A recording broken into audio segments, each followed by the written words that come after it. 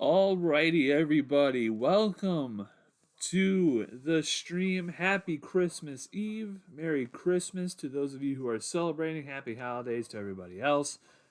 Welcome to the stream. The Browns v Texans live in Houston. As you guys can see, upgraded the quality of the stream a little bit here. We got a ticker here at the top. You got some different types of stuff here. We've got the scoreboard down here. We also got something that's pretty funny um, that I have, you know, kept secret a little bit here just in case the Browns score a touchdown. I got something pretty funny here to show with you guys, but yeah, we are finally here. As you guys know, we did a Christmas Eve live reaction last year with the Browns Saints. That was the infamous -30 wind chill game. So definitely a lot better today than last year. Today, I think in Cleveland it's like 55 or 50 degrees. So definitely a lot better this year than last year. But we are going to be starting the game in about 10 minutes, 10-15 minutes. But they say that everybody is pretty much ready to go for the Browns. Joel Bitonio is back. Ethan Posich is back. So we got three of those interior linemen who are going to play. We'll see how Joel Bitonio's back is going to do, just because of he had to go out and he tweaked it in the pregame last week. So we'll see how it's going to go with him there. One second. But yeah, we're just waiting for Joel Bitonio to see how he gets better. What's going on? You watching here? Oh no. All right, but yeah. So, how's everybody doing in the chat? Let me know. Got a couple people in here already, but I'm feeling pretty confident about this one. I definitely do not trust Case Keenum to do anything special today.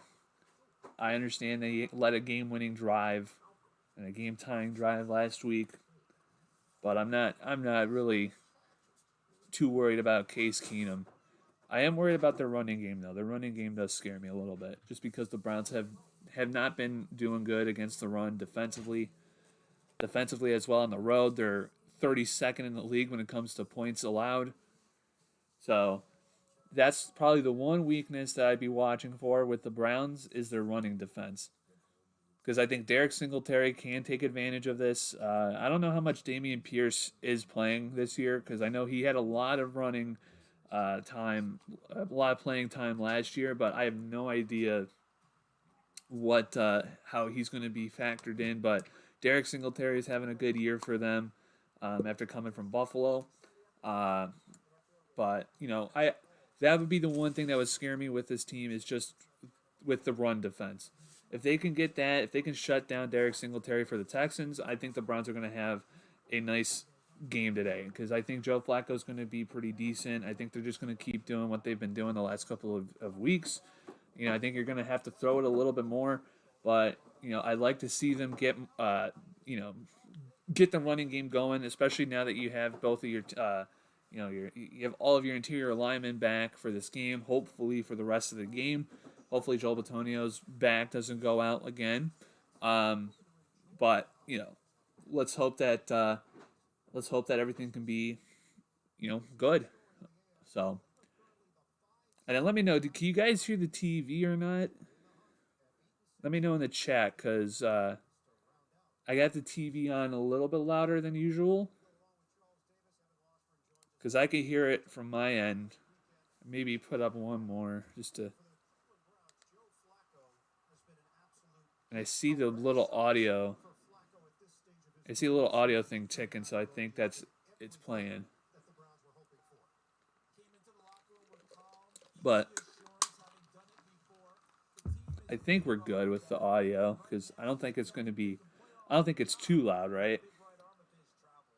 It's not too loud because it doesn't.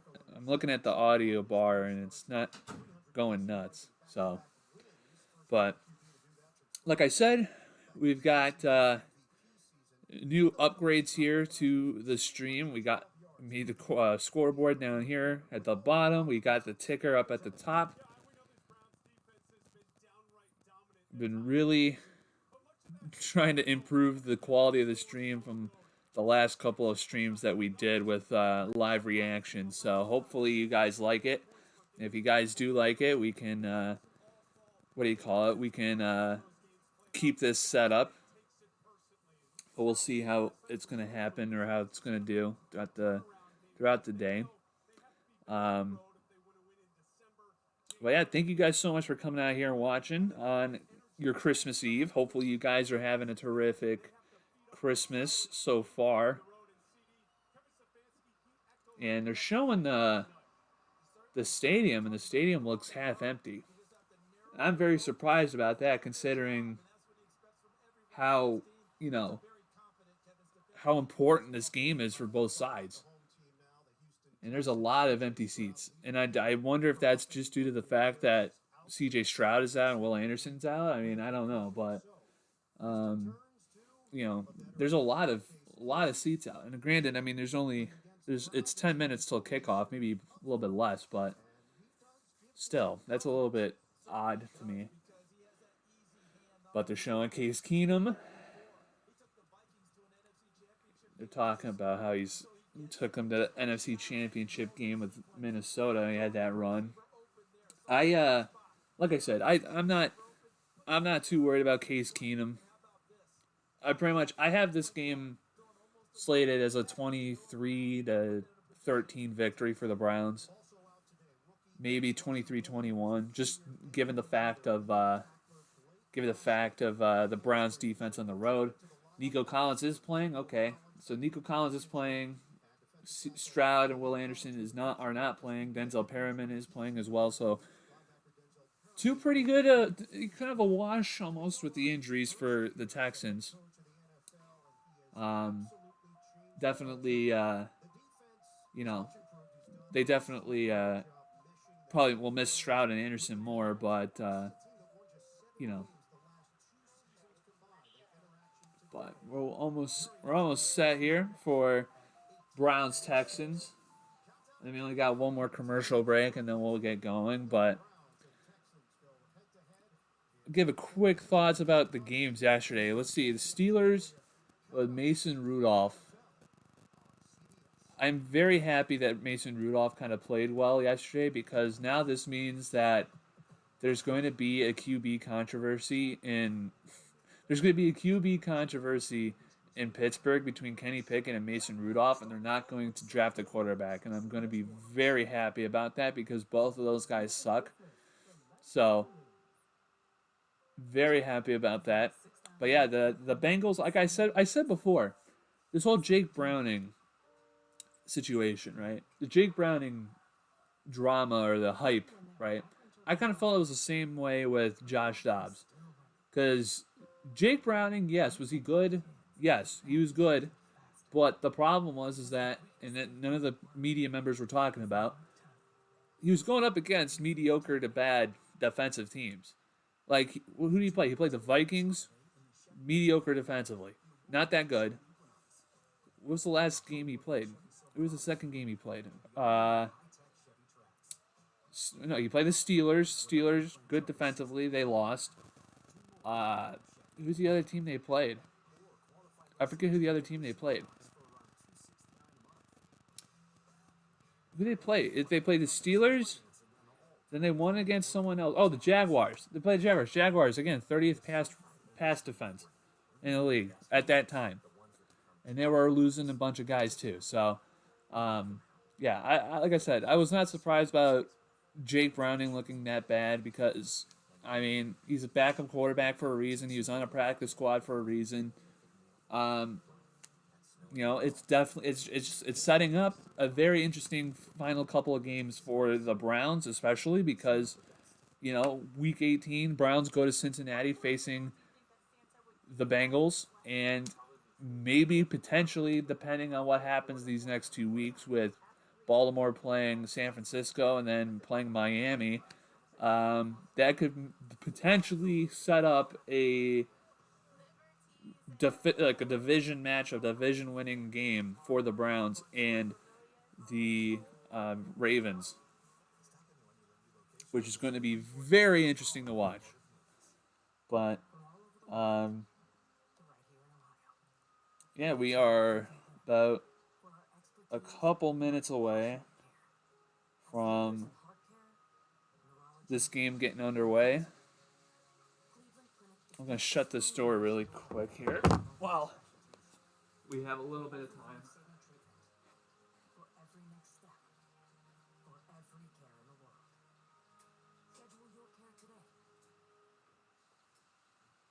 All right.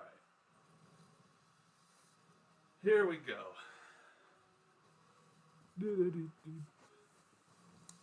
Here we go. Got the theme music going on. Browns Texans about to begin here. Like I said, I got Browns winning 23, probably 23-21. I think it's going to be close.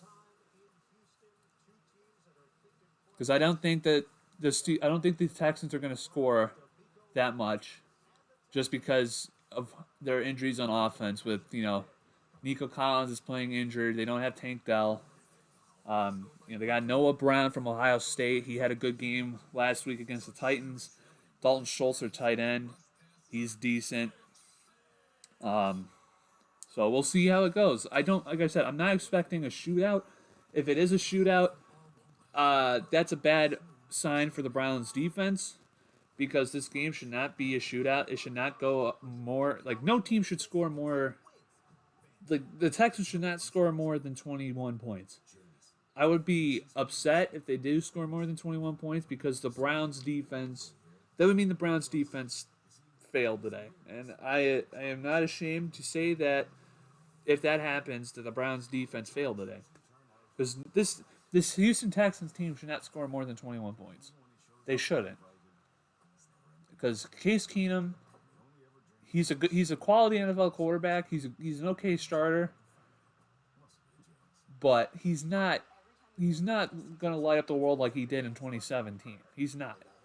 He's not going to light up the world like he did in 2019. So, yeah, I'm not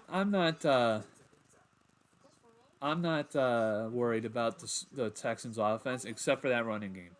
That's the only thing I feel like the Browns could get hurt by today, and it's the running game. So, that's just me.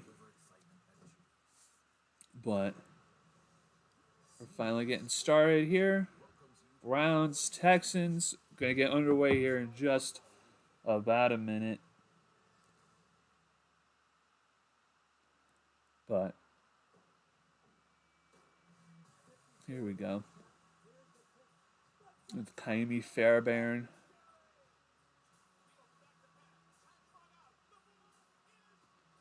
Okay.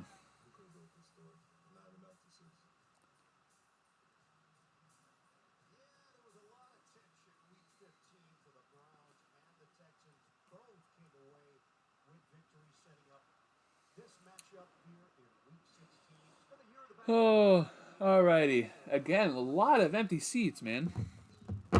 I think the Browns are going to get the ball here to start. Yep, the Browns are going to get the ball here to start. I wonder if they lost or they won. I don't know. But Browns are about to get the ball. Here in Houston, Kaimi Fairbairn about to kick it off. Pierre Strong in the end zone to return. I will probably say that the stadium is probably 60% full. And Fairbairn shanked that kick. Strong gets up to 5. He goes up to 15, 20. Go! 25, 30, 35, 40, 41-yard line taken down by Kaimi Fairbairn. Pierre Strong with a nice return down to the 41-yard line. And Joe Flacco and the Browns have good starting field position. And if Kaimi Fairbairn wasn't there, I think Pierre Strong may have had another 20 yards. That was how far. That was how much he got. He was very close. But here we go. Flacco underneath center, Ford. David Bell goes into motion. He goes into the slot. Flacco, play action, back to pass. He's looking. He's going to throw deep. He's got a man. He's wide open. Amari Cooper's got it at the 6-yard line. Joe Flacco with the deep shot. In a double coverage, Amari Cooper's down there at the 6. What a throw. Holy cow. What a throw by Joe Flacco. Amari Cooper's got the record now for the first Brown since, I think, an all-time, first Brown all-time with consecutive seasons of over 1,000 yards receiving. What a throw by Flacco, and the Browns are at 1st and goal. And I think the play clock has messed up.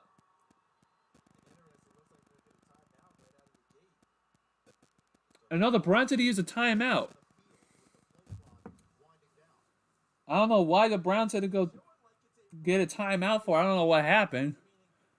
But my God. What a throw by Joe Flacco.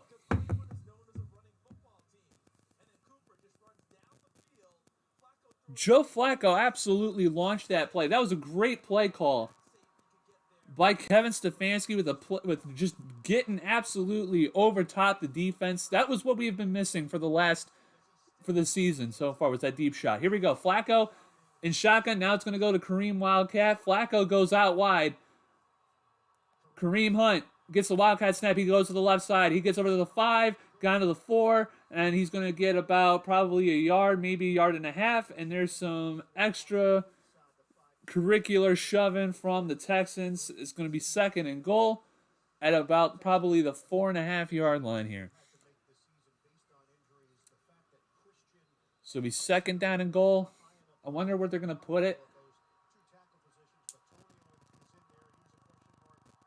I still can't get over that throw, man. I think Flacco's going to be in shotgun formation here. Shotgun formation. Now Moore comes out wide. So it's 5 wide. Flacco back to pass. Looks over the middle. Almost caught by Njoku, but it's incomplete. I think that was in Njoku's hands, but it got knocked down at the last second, so it's 3rd and goal. It was a good pass, too, by Flacco. We got 3rd and goal at the 4 here. If Houston holds, it would be a great hold by Houston's defense. But let's see here. 3rd and goal. 3rd and goal at the 4. Now we got a Wildcat with Jerome Ford. Ford over the right side. Ford has room. It's a touchdown. Touchdown, Browns. Wildcat formation. And Jerome Ford with the rushing touchdown. And what a start for the Cleveland Browns. James Hudson with a good block on the linebacker to seal that edge. And Jerome Ford with his 4th rushing touchdown of the year. They needed 2 Wildcats to do it. But the Browns with a great start. Only a minute and 42 seconds in, the Browns are up 6-0. An extra point is up and good. And Dustin Hopkins has made it 7-0. Let's update the scoreboard here. And what a start here for the Browns. What a throw and catch. And the Browns are in business. That was what we have been missing so far this season. We were all the Browns fans were saying they wanted to see deep shots down the field. You've got guys like Amari Cooper. You got guys like Marquise Goodwin, and they've been there. They've tried to do that with Deshaun Watson. Deshaun Watson has had a couple of throws where if it was just a little bit more or just a little bit more of a better timing, they would have been there. Especially with Marquise Goodwin. There were a couple with Marquise Goodwin where it was just timing issues between him and Deshaun. But with Joe Flacco, we have seen probably what 5 deep balls since he's been here. And I have to tell you, I watched last night. I watched the was it Ravens versus Broncos divisional round game in from 2012 that's on YouTube. And let me tell you, Joe Flacco's arm has not degraded. It has not degraded. That guy, I watched the guy throw like a 50-yard bomb, standing still, just pure arm strength. And that was just about what 58 yards from Amari Cooper. The guy is insane.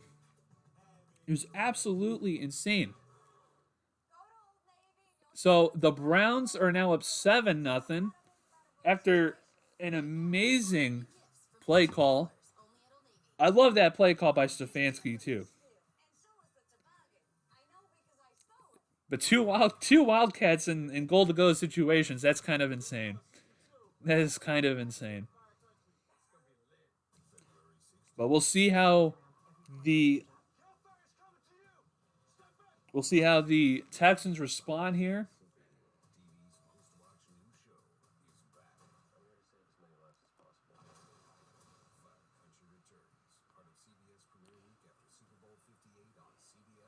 But what a start for the Browns. There's a 53-yard pass by Joe Flacco.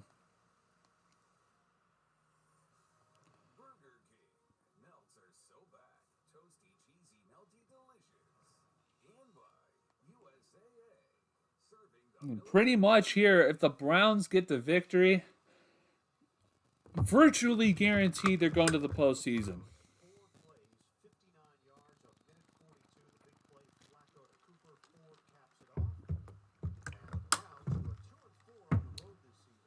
Well, let's see here.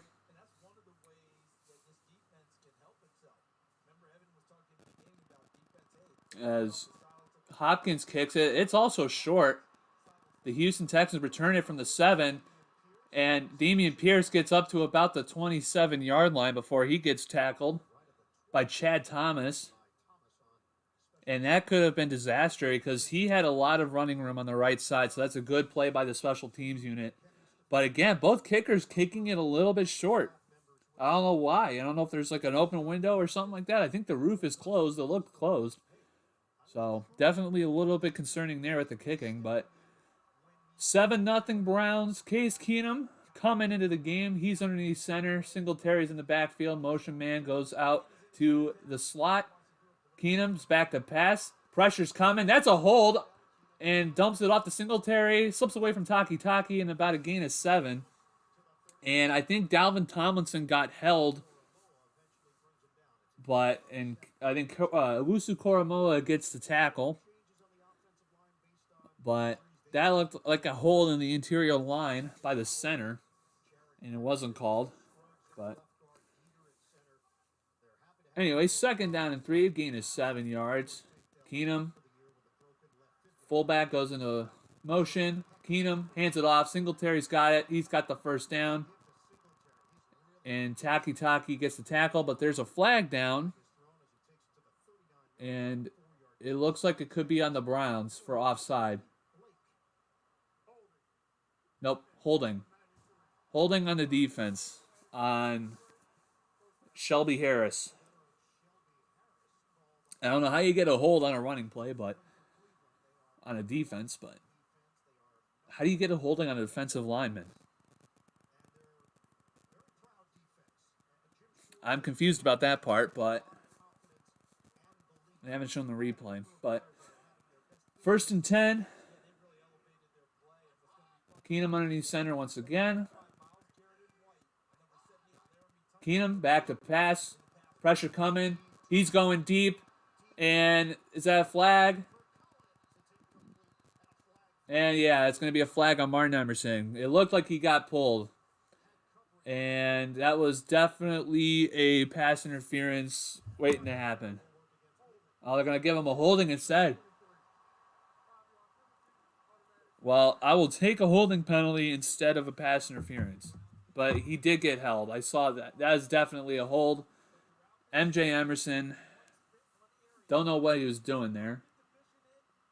But luckily, that wasn't completed, and luckily that was not a pass interference. But it's only a 5-yard penalty, but still, that's 2 penalties in a row on the Browns defense. Here you go, Keenum. Shot. Oh, no, it's Davis Mills. And Davis Mills was trying to do an option play, and Sione Taki with the tackle. I don't understand that play call. And they're going to give him the line. He was tackled like a yard or 2 behind the line of scrimmage. That was not a no-gainer.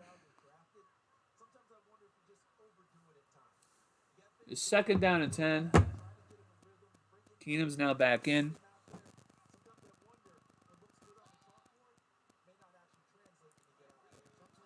Keenum underneath center. Hands it off to Singletary, and Singletary gets lit up. JOK. What a play by JOK to get him at the line of scrimmage. And that's a no-gainer, and it's 3rd and 10. They're going to give him a yard. Oh, my God. That's 2 bad spots by the refs. He was tackled at the line of scrimmage, man. So it's 3rd down and 9 after JOK gets the tackle. So let's see what the Texans have in store here for this 3rd down. As Keenum shotgun, as Pierce goes in shotgun with him. Up, and is it false start on Tunsil or is it offsides on Miles? And it's false start on Tunsil. That backs him up 5 yards. So it's 3rd and 14 now. Oh, I got nervous there because Miles is so prone to those, man. He's so prone. He's so prone to those offsides calls. Here we go. 3rd and 14. Now you're definitely in a passing situation here for the Texans. Here we go. Shotgun formation once again. Keenum running back at his right hip. Keenum back to pass. Pressure's coming up the middle. It's caught, and he's taken down by Greg Newsome. Nico Collins with the catch. Only a 3-yard gain, and the Browns will get the ball back after the defense, who had a couple of penalties to begin with, stops the Houston Texans right here. And now, what do you call it? We'll see here. Can the Browns add to their lead? James Prochet back to receive the punt. And apparently, the Iron Eagle just made a really bad reference to Taki's name. And they're a fake. Almost blocked. And Prochet fair catches it at the 10.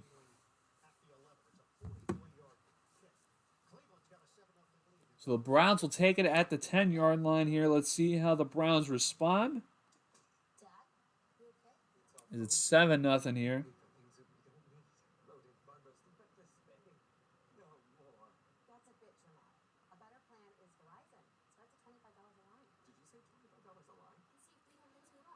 But the Browns looking pretty good right now.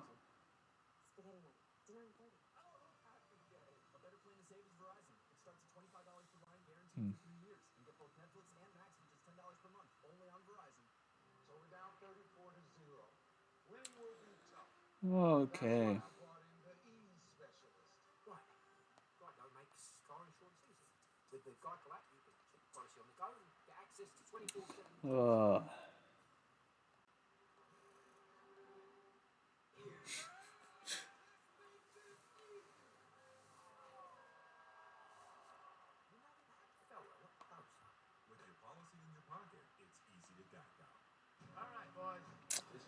Here we go. The Browns at the ball with have the ball at the 10-yard line, and definitely feel here. I think if you get another touchdown here, the Browns are sitting pretty good. Because like I said, I'm not nervous about Case Keenum as the quarterback. I'm not nervous about the passing game at all for the Texans, but their running game is the one thing that I feel like if the Browns can do a good job at containing, they're going to be fine. But the one thing that I'm interested in is the kicking game. So far, both kickers, when they have had to kick off, have kicked it short.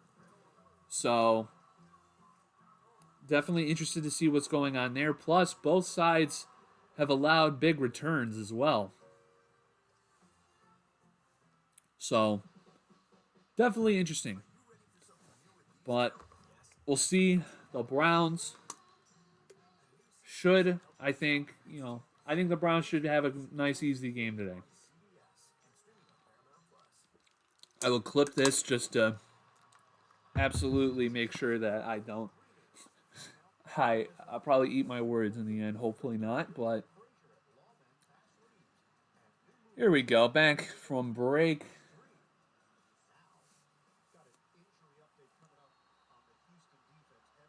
Okay. The Houston defender is injured. Thank God. I was very worried that it was a Browns guy. There you go. Flacco's in shotgun. Bryant goes into motion. Flacco, play action. Throws it. Bryant caught it at the 15. Down to the 16. And he's down to around the 16.5-yard line. So that's about a gain of 5 or 6. And they actually gave the Browns the 11-yard line to start. And I think it's a defensive lineman no, it's a linebacker. And I think he hurt his knee. But second down and 4. Flacco's underneath center. Bryant and Akins go into motion. They go outside wide. Flacco. Play action again. Dumps it off to Ford, and Ford drops it. Jerome Ford, man. Jerome Ford, he's got to learn to catch, man. He was a former wideout in high school. You can't drop those. That was a big gainer, too, if he caught it. They had the blockers in front. So 3rd and 4 at the 17-yard line. Flacco's in shotgun. I'd like to see a run here. Flacco. Kareem Hunt is left. Flacco's back.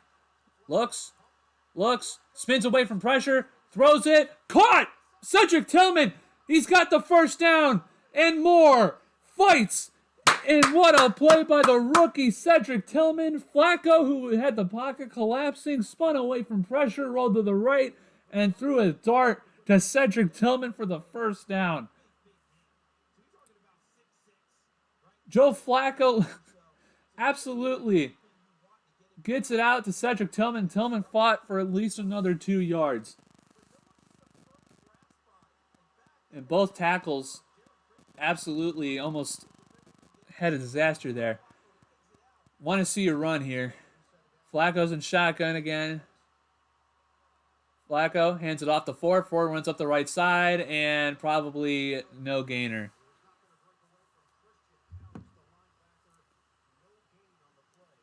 So he's 2nd down and 10. I want to see a run up the middle here. One of these times, because you got your strength on your offensive line is in your interior. So I'd like to see them run up the middle, probably with Kareem Hunt.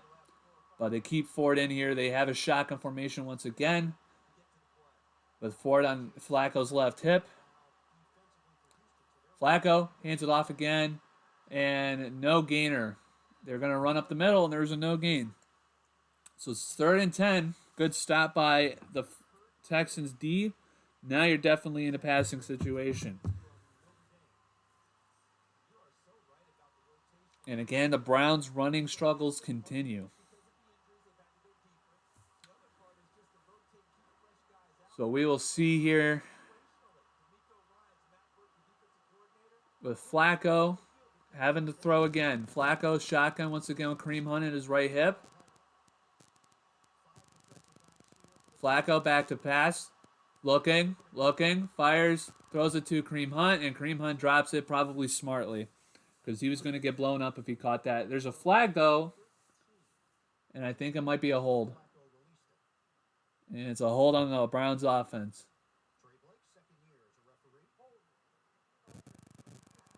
And it's James Hudson. Can we please get a starting right tackle? Please, Andrew Berry. Can we call Lyle Collins?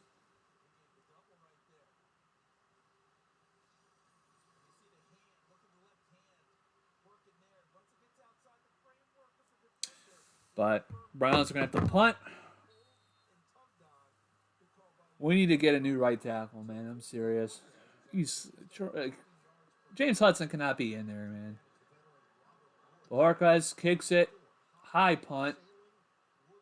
And Robert Woods catches it around the 22-yard line. Gets up to the 32. And probably gets up to around the 34-yard line before he's taken out of bounds. And the Texans will get the ball back. And we got more commercials. More commercials, everybody. Commercial break. Commercial break.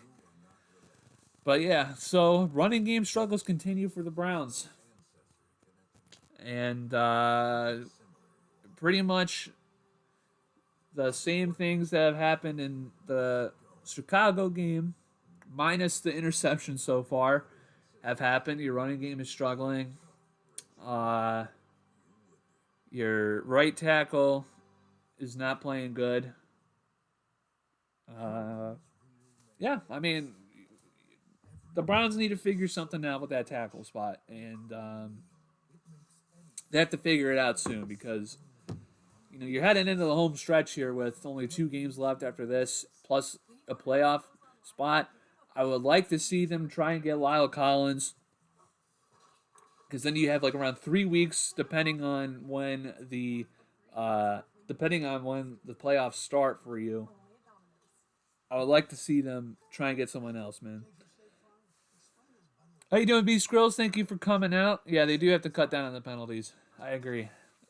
But it's especially that offensive line, man. I think James Hudson has had probably, 7 penalties in the last 3 games? Maybe more. I feel like legitimately, and I hate to say this, but every time there's a penalty on the Browns offense, on the offensive line, I automatically go to James Hudson. And if you're an offensive lineman, that's the last thing that anybody should be doing about you. That's the last thing anybody should be doing. But I mean, so far I think, defense has been decent. JOK had a couple of good plays.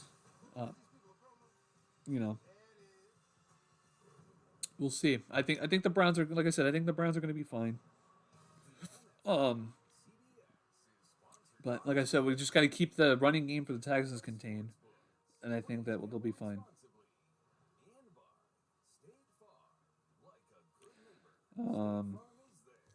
But got back from break, and Case Keenum gets the ball back. Offensive line taking a meeting with one another. But here we go. Wingback formation. Case Keenum back to pass. Myles Garrett almost gets there. Singletary gets it in the flat. He's up to the 40. Gets a first down up to the 50. Good blocking by Dalton, left tackle. And that's a big gainer. And Martin Emerson. And there's probably a hold. There's a penalty marker on the back. Yep. And it's a hold. And Myles Garrett was literally half a second away from getting a sack on Keenum and maybe a forced fumble. Yep, and a hold on the offensive line. I was very worried they were going to call a foul on Martin Emerson because he was just shoving the running back Singletary when he was out of bounds. But thank God, moves a huge gain back. And is that a hold? I don't know if that was a hold.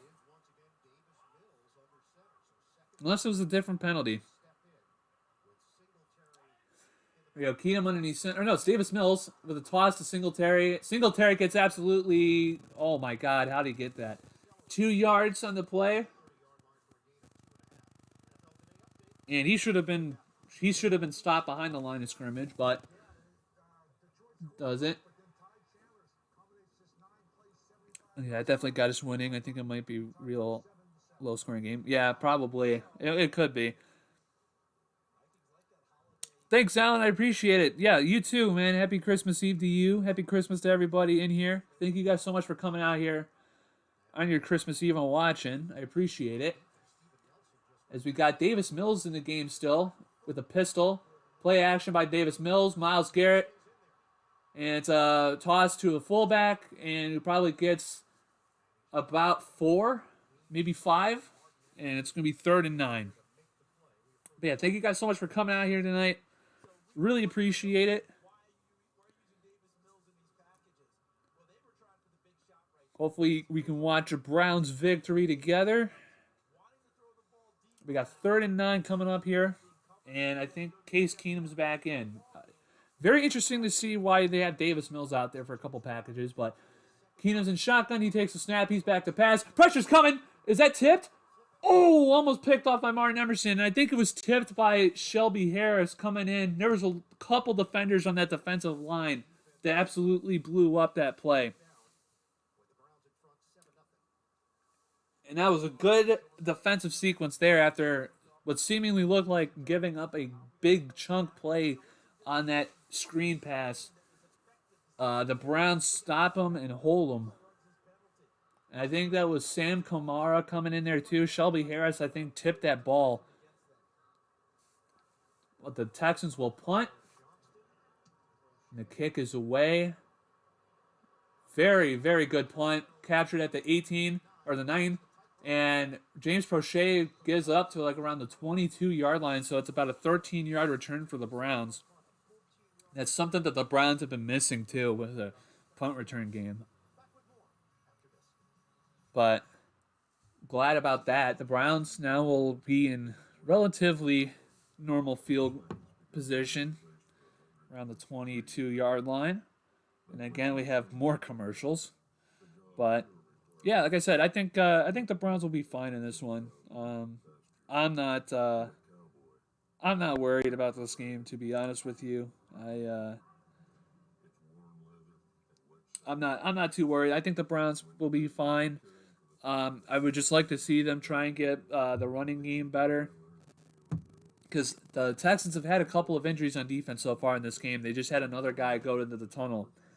I think it may have been a corner, may have been a running back. I don't know. I know he was like 21 or something like that. I think that was the number I saw. What do you call it? I think the Browns have to start and try and get their running game going. It's going to be tough, but they have to try and get it going. I like the secondary. Cavaliers took care of business. Yeah, they did. I did. I didn't watch it I didn't watch the Cavs last night because I was watching actually my cousin. He actually was playing in a bowl game last night. He was playing in Las Vegas with Northwestern. But yeah, Northwestern won their bowl game last night in Las Vegas against Utah, 14-7. It was an Iowa-style game. But yeah, my cousin won a bowl game in college football, and he was on ABC last night, which was kind of insane. But yeah, it was really cool to watch. But shout out to Northwestern, shout out to my cousin Michael. Congrats on the bowl championship. Congrats, you're finally an official bowl winner. But yeah, I mean Northwestern from probably they were like 1-12, 1-11, and they're now 7-5, 8-5 to finish the year with a bowl. So as soon as you mentioned Chicago and Illinois, I just remembered Illinois and Northwestern. So, but yeah, at the Cavs, Craig Porter Jr., man, I swear he's looking pretty decent, at least for a backup point guard. Ty Jerome may be in trouble. I'll just say that. Do I plan on making any Indians content? I think so. I was going to make a video about the MLB and about the salary situation and just the total gap, but I can, yeah. It's Flacco. Play action. It's back to pass. He's going to throw it. He's got Amari Cooper. What a catch! Holy crap by Amari Cooper! What a catch by Amari Cooper! and a 22-yard gain. And Amari Cooper's already got 75 yards on the day on 2 catches. But yeah, all right, Alan. Yes, I will make Indians type content or Guardians content. I will make a. I want to try and bring in one of my buddies or two of my buddies, because they know a lot more about the baseball and Guardians like farm system and that than I do. As DTR's in, Pierre Strong's got the handoff. He gets up and he gets no gain. But yeah, I will I'll try and do some baseball content for you guys. Because I don't think the Gardos are going to go anywhere this year because I think it's going to be more of a rebuilding season. But um, it's definitely going to be interesting. And they've got two corners out and a defensive end. That's huge.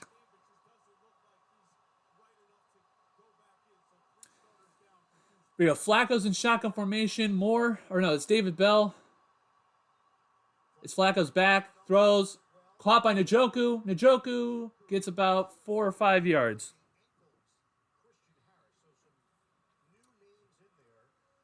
Okay, I caught the last Hawaiian Rose Bowl game or something. That was cool. Yeah.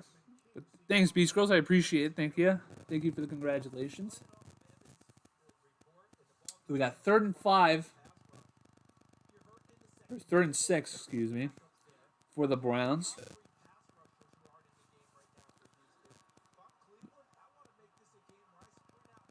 But here we go. Shotgun formation. Elijah Moore goes into motion as a slot.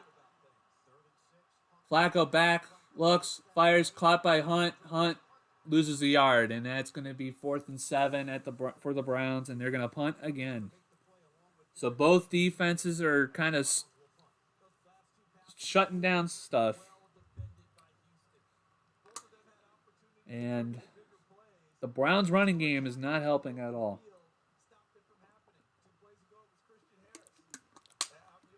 So Bojorquez will come into punt for his 2nd punt of the game.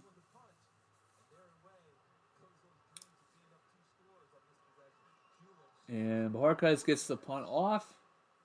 Absolutely boots it. And there's a flag down as the catch is made at the 7 or 8 yard line. And what's the flag on? Is it holding, probably?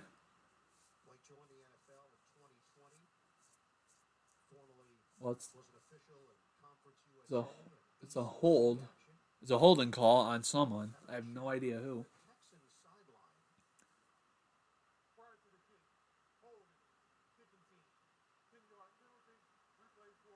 And it's a hold on the Browns. And they don't say who. And another Texans injury. There's a 4th injury. A 4th injury for the Texans. So the Browns are going to have to re-kick it 10 yards back. Honestly, that's fine with me because Bojorquez could probably kick it in the same spot where he put it last time.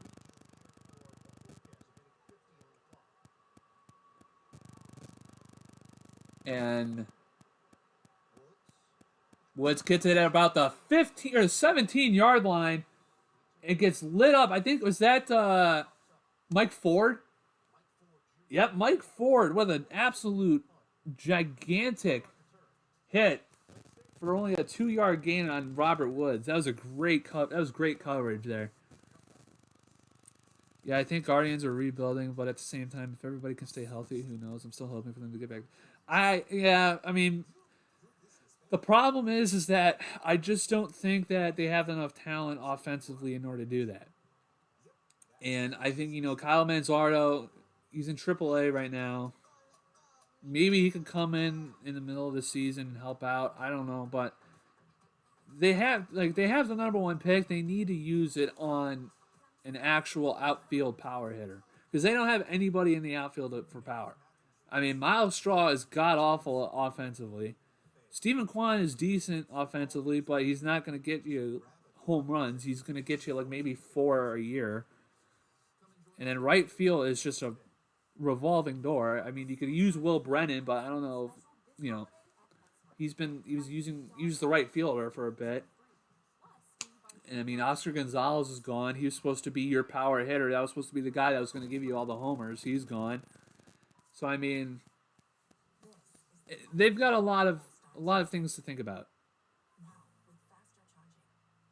I mean, they've got to think about something. Because right now, I think if I'm Jose Ramirez, I'd be pissed off.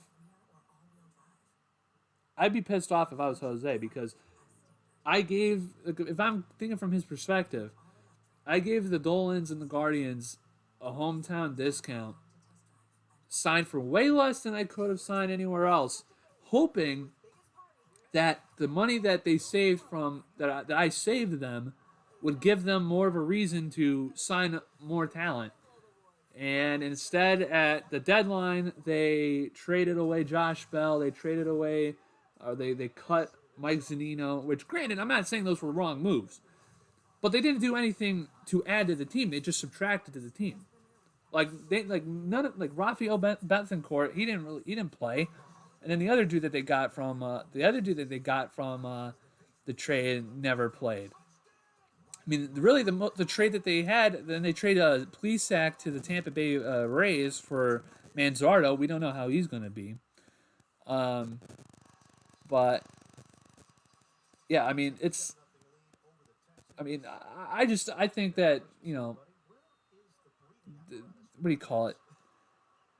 I don't think they're going to go anywhere this year. I think this is probably going to be Minnesota's division again this year, but we have Keenum in I formation, play action pass. Cormo was almost there.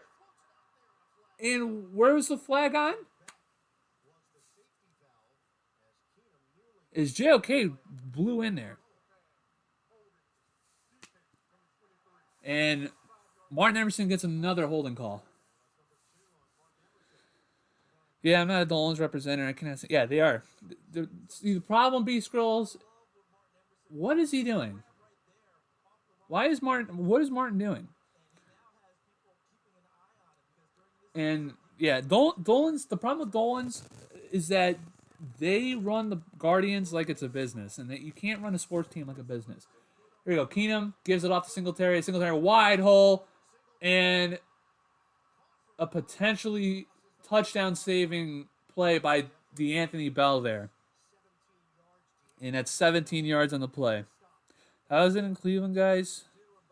I'm in Des Moines with my family, and it's raining over here. Yeah, it's cloudy over here, but it's 55. It's a cloudy one over here.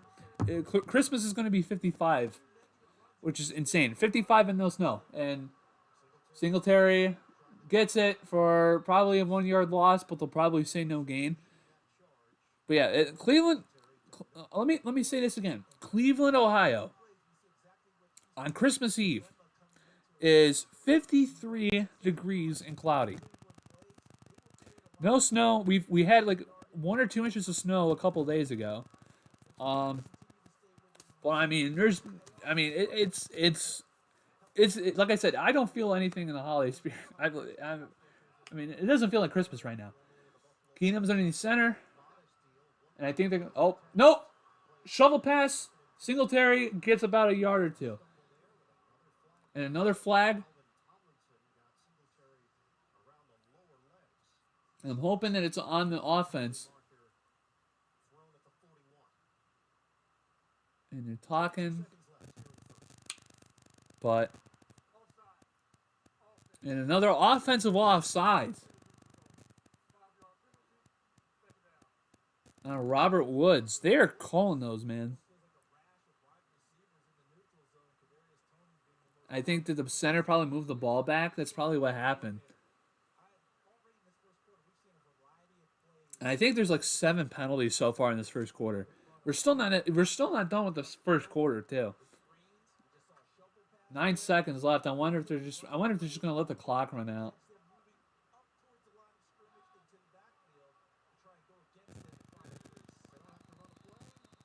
No, they're not.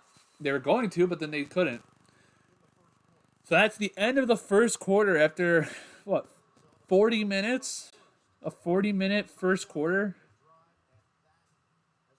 7-0 Browns here. Add here to the thing.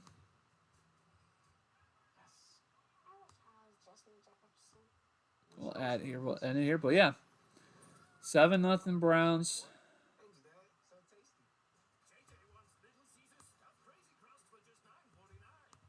There we go. That's better.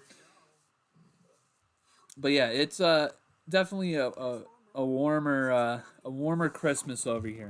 It doesn't feel like Christmas. It just doesn't. I mean, like I understand like the stuff, like I understand like everything's out. There's Christmas music playing and that, but it doesn't feel like Christmas at all. Didn't really. It didn't. It hasn't felt like any. It hasn't felt like any holiday. Like Thanksgiving, I kind of felt just because of like the football games and that, and you know, the family members. But I mean, Christmas, I haven't. I just. I don't feel like it's Christmas at all, to be honest with you. I mean, I don't.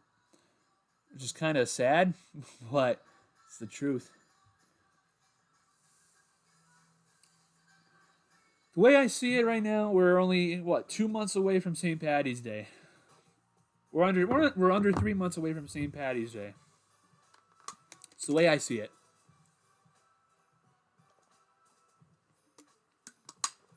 I see Christmas as the official start, or as the official start of winter, and then I see either Super Bowl.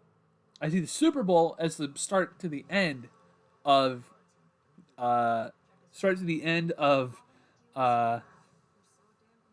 winter, and I see St. Patty's Day as the start of spring.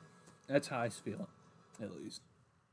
Personally, as I get older, I feel less. Yeah, I just think that's just from.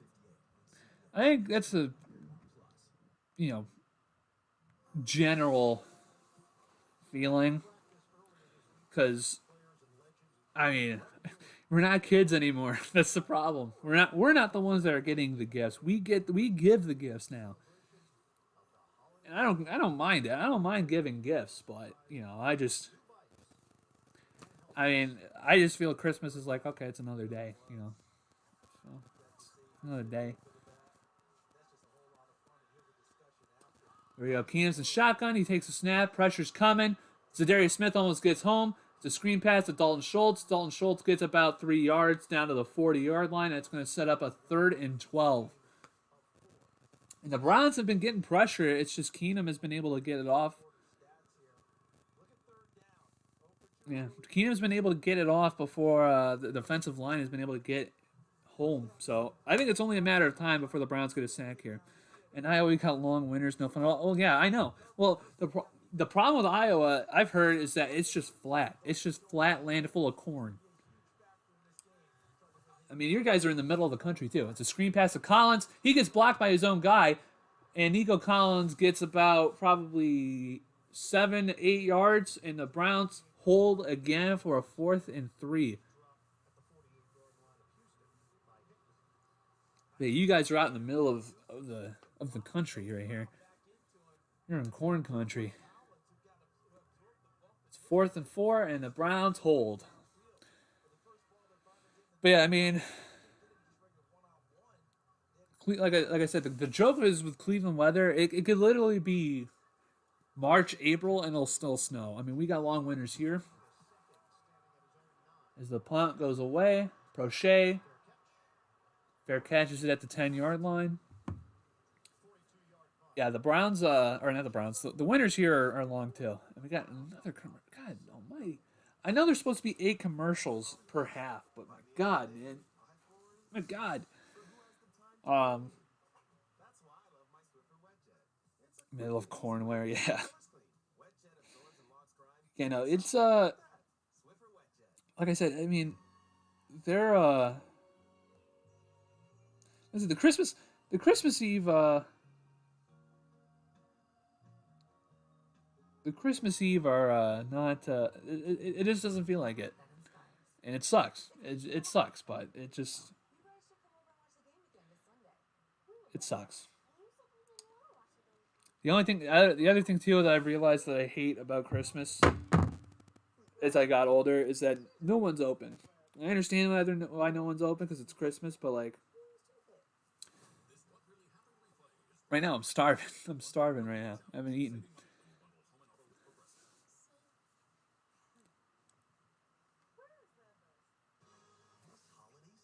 So we will see what's going to happen here with the Browns. I think, with the way that this was going, I feel like the Browns can score another touchdown here, and it's probably going to be almost enough to get them home.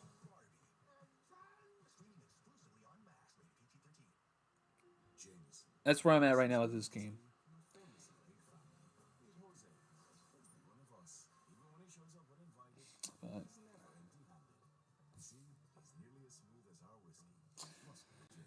Oh boy, I think the Derrick Henry just had a passing touchdown. That's great. Let's take a look here at the other scores here while we wait.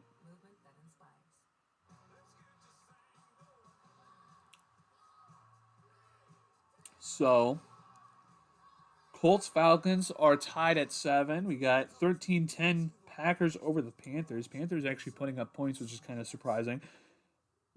7-all between the Lions and Vikings. 17-0 for the Jets at Commanders, or Commanders at the Jets. So that's interesting. 7-0 Titans over the Seahawks. Definitely interesting. But here we go.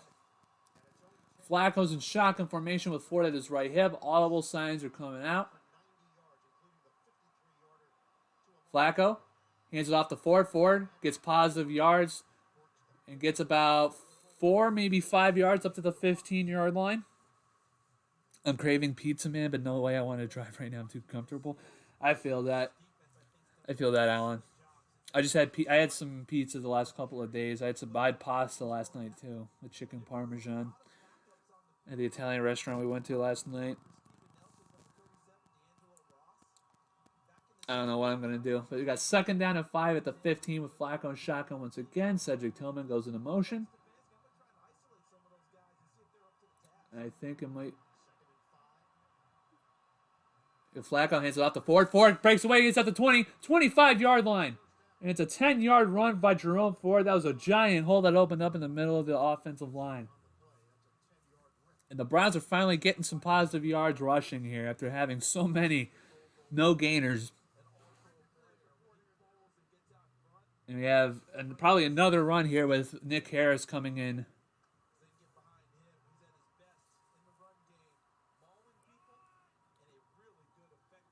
Nick Harris coming in as a fullback. Flacco in the center. Hands it off. No, play action to Flacco, or play action to Hunt. Flacco's going deep. Going to Cooper again. He's got it! Cooper! Sideline! Touchdown! Oh my God! Let's go! Oh, there's a flag down. Please tell me that it's not against us. I think it's against the Texans. It's against the Texans! Joe Flacco with another bomb! Let's go! Amari Cooper! Was that a 75-yarder again? Is that 3 receptions for 150 yards for Amari Cooper? He's doing his George Pickens impression. And Joe Flacco with 2 giant bombs. Let's fucking go. Joe Flacco. 3 receptions, 150 yards, and a touchdown for Amari Cooper. Hopkins, extra point, right down the middle, 14-0 Browns. What a play, and we have to play, and I forgot to play this song the first time, but we have got to play this song.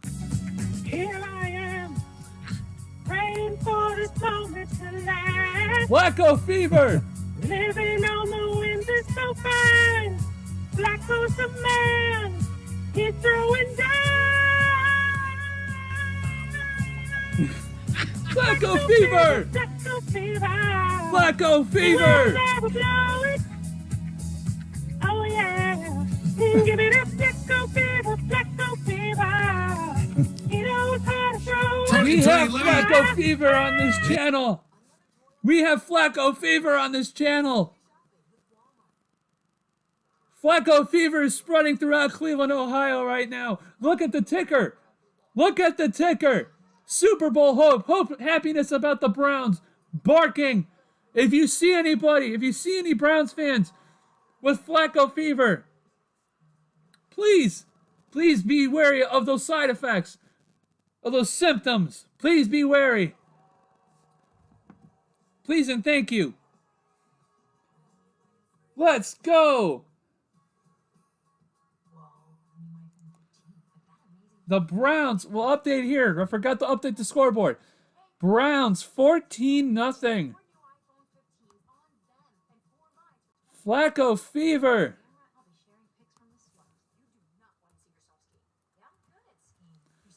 $14-0.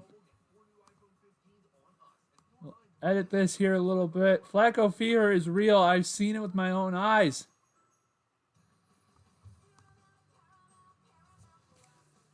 The Cleveland Browns, Joe Flacco. The Cleveland Browns look like they have an actual NFL quarterback right now.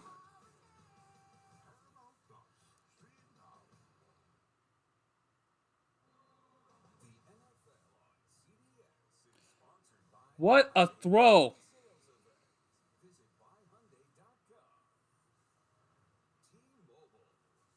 That's the second deep ball to Amari Cooper.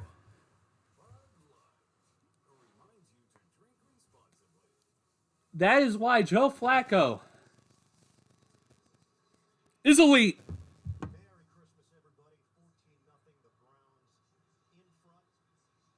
This is the first time I've had fun watching Browns football in probably 3 years.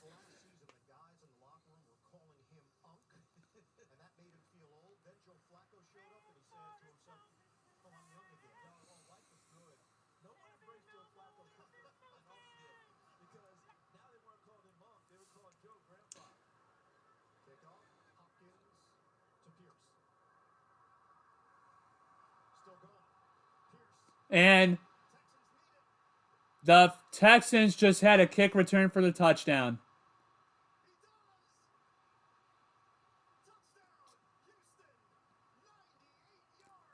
$98-yard kick return for a touchdown. And just like that, the Browns take my happiness away.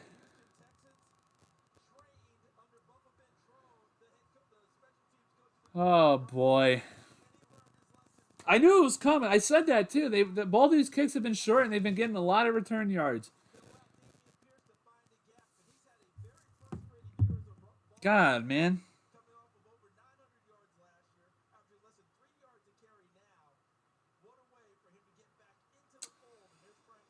Oh. And the kick is up and good. It's 14-7.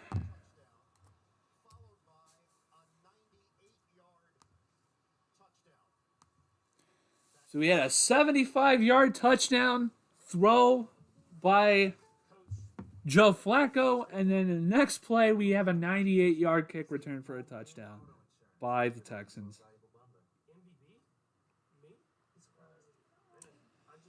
Oh my God.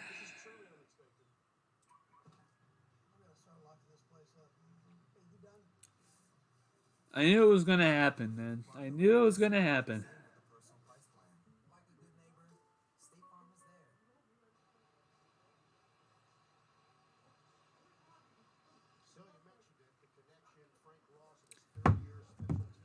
God. I knew it was going to happen sooner or later. Because they've been running to that right side. They're running to that right side.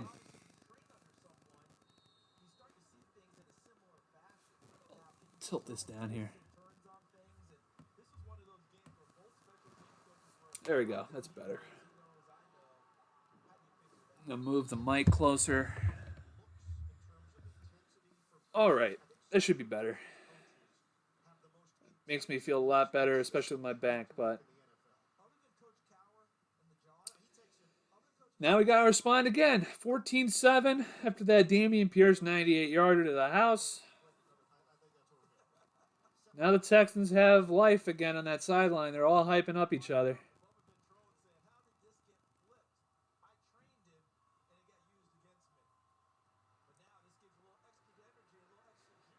All right, here we go. Flacco's in shotgun, trips receivers. Now Tillman goes out wide to the left. Flacco, audibling at the line. 2 seconds on the play clock. Flacco, play action, throws it. Almost. It's tipped away by the linebacker. And it hit. I think it did hit him in the back. I think the pass did hit him in the back. 14-7 here. Not freaking out at all. Because Texans offense hasn't really been doing anything.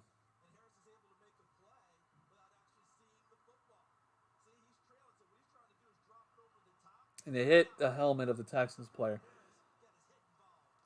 So Moore goes out. And I think it's going to be a screen to Moore. Nope. It's a screen to Hunt. And Hunt gets away. He's up to the 30. He's up to the 32. He gets about a yard short of the first down line. And there's a flag down, and it might be a hold against the Browns. And it's against Posich.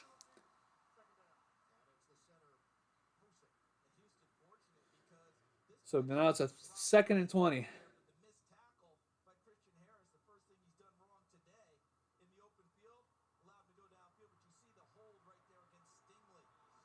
All right, 2nd down and 20.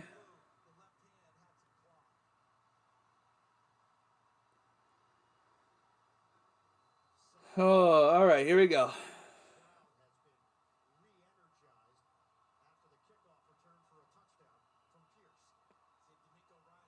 There's 5 penalties on the Browns. Flacco's back to pass. Looking, fires. No one's there. You got to just get it away.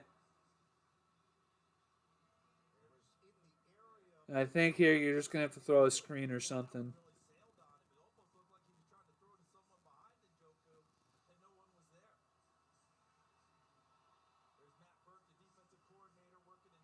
We got 3rd and 20 for the Browns.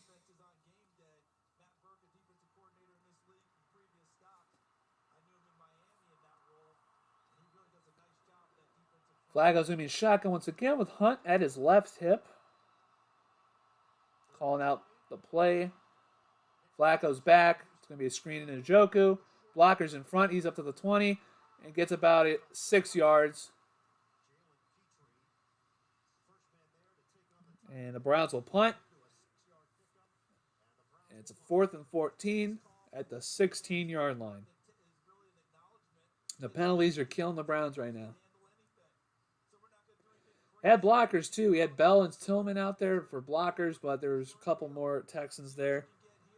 So 6 yards on the reception, deep in their own territory. Browns will have to punt. But the best part is that Bojorquez has a boot.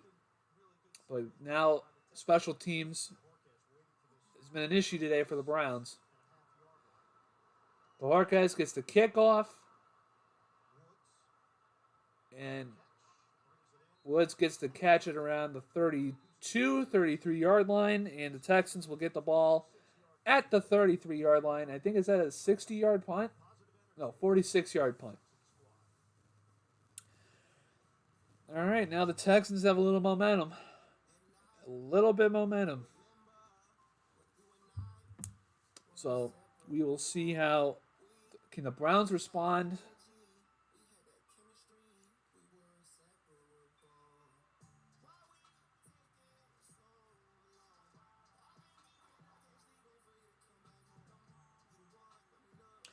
And now they're saying Dustin Hopkins had to go into the injury tent. That was fun.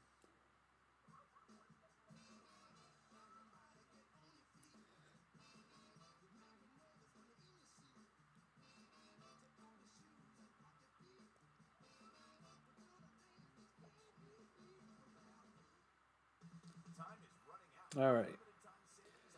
See how the Browns respond here.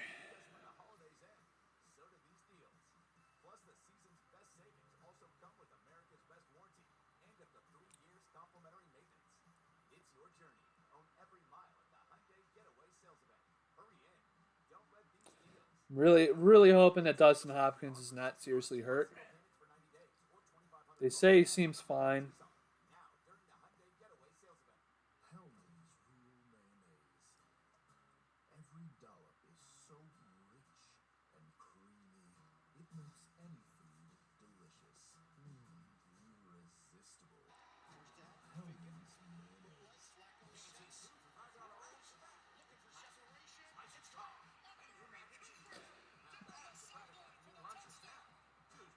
And I think Amari Cooper probably tweaked his hammy.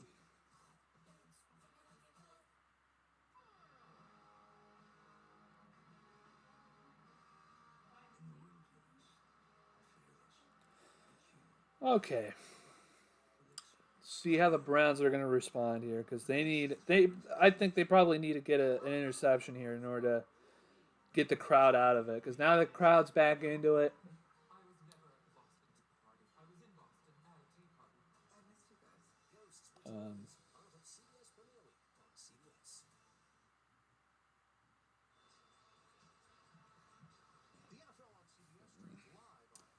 Let's see here.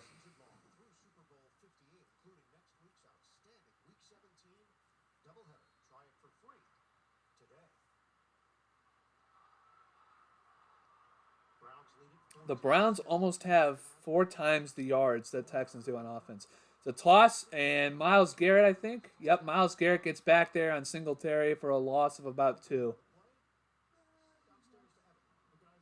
And now my TV wants to start glitching out. And Dustin Hopkins hurt his hammy.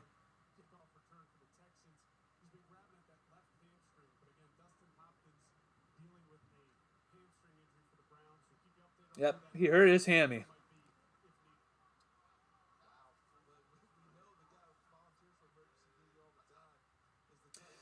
And Keenum. Oh, almost just should have been picked off. Tony Fields should have. Tony Fields should have gotten that interception, man. It was a slant to Nico Collins. It got tipped in the air, went right through his hands, and Tony Fields should have had that interception. So it's 3rd down and 11.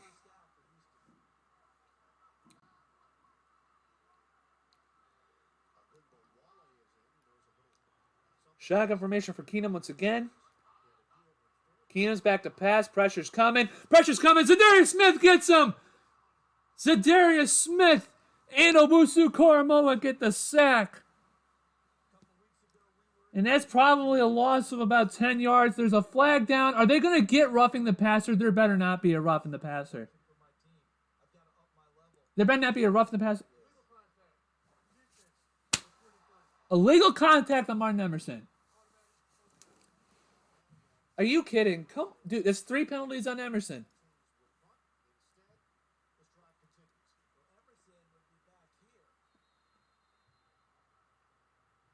That's illegal contact?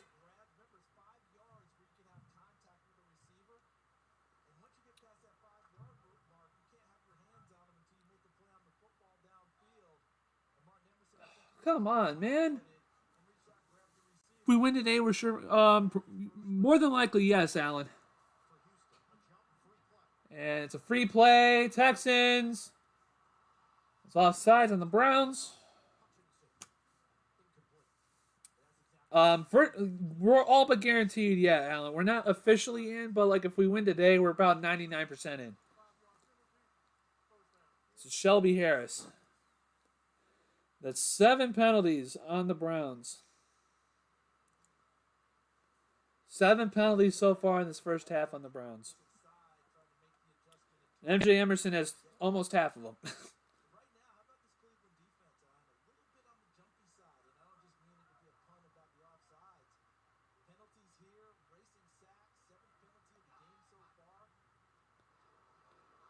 As Dameon Pierce gets a toss. 1st down, up to the 50, down to about the 48-yard line, and there's a holding call, probably.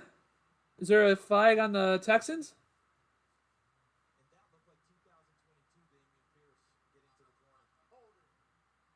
Yep. And there's a hold on the offensive line. So, a flag on the spot of the foul for the Texans. Yeah. That's a hold. So we got second down.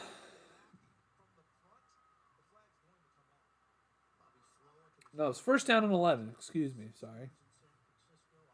Got 11 penalties so far between both teams in this first half. So we got Keenum. Pressure's coming. And throw to Woods is incomplete. Martin Emerson was there. Second and 11. Hard hit, too, on Robert Woods. That was a bang-bang play. That was a good job by Martin Emerson there on that play. Great play by there.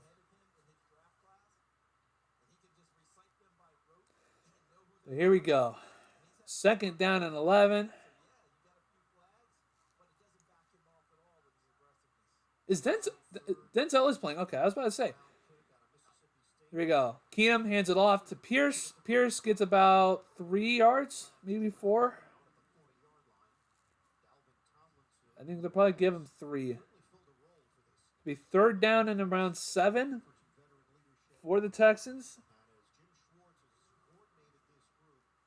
As we're just about to hit 8 minutes here on my screen. There you go. We got 3rd and 7 here for the Texans. Shotgun formation for Keenum once again. He got trips, receivers out to his right. Keenum back to pass. Pressure's coming. He's going to roll to his right. Pressure's coming. He has to spin back. Keenum gets sacked. Zadarius Smith back there at the 25-yard line. And Zadarius Smith finally has another sack. That's actually a sack that's going to count.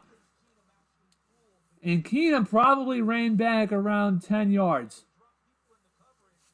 And it was great coverage by the Browns secondary as well. Nico Collins may have been open a little bit. And Zadarius Smith gets his sack. I think that's 4.5. And it's 4th and 21. So it was a loss of 14 yards. And this punt, let it drop. And a Browns hop down to the 40-yard line. So a good bounce for the Browns on that punt. It probably bounced about 6 yards for the Browns. So the Browns are going to have it around the 40-yard line. And that is going to go down as like a 35-yard punt too. So that's actually a really, really good break for the Browns here with 7 minutes left here in the first half.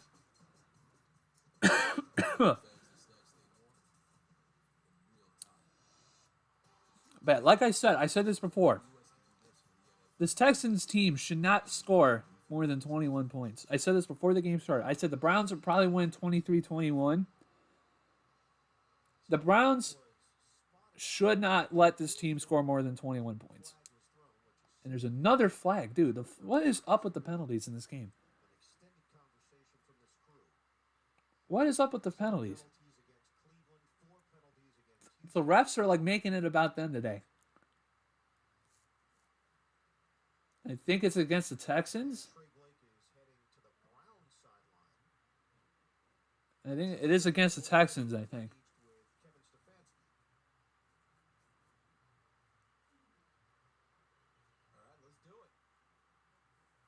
All right, what is the... Can we say the penalty, please? 42?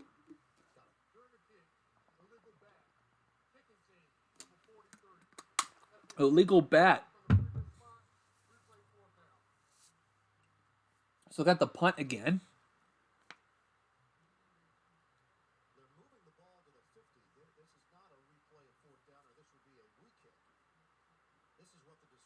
Yeah, so it was an illegal bat. I think the Texans player was out of bounds and he touched the ball.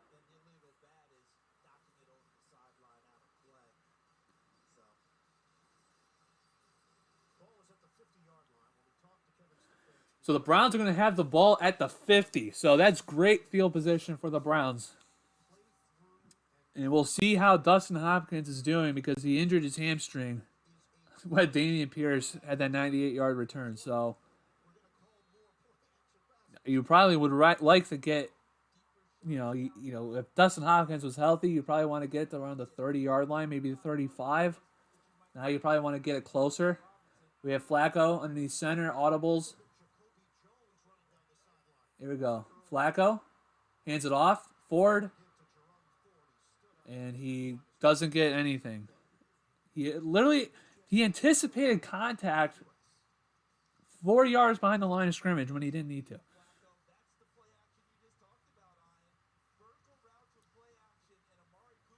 And so far, Flacco has been on point today. I will give him that. Flacco has been way on point today.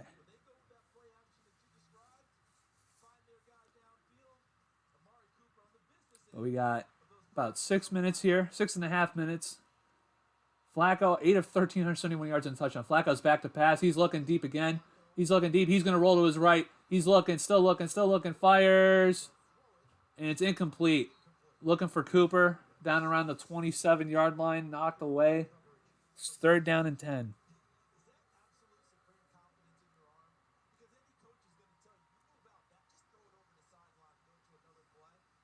So Flacco, 8 of 14 now for 170 yards.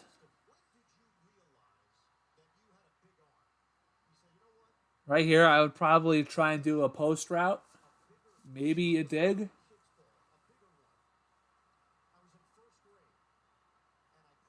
We got Flacco, 5 wide. Trip set out to the right. Flacco, back to pass. Looking. Fires. Caught Elijah Moore. He got the first down. He's up to the 35, down around the 33-yard line. And that's Elijah Moore's first appearance of the game. And Elijah Moore, we have an Elijah Moore sighting.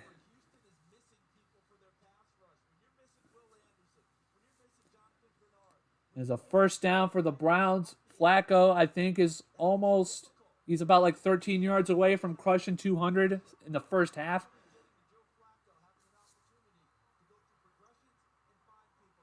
A 14-7 game here.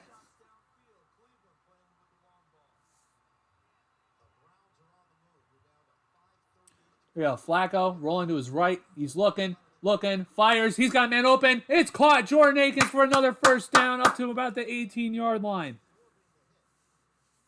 Let's go.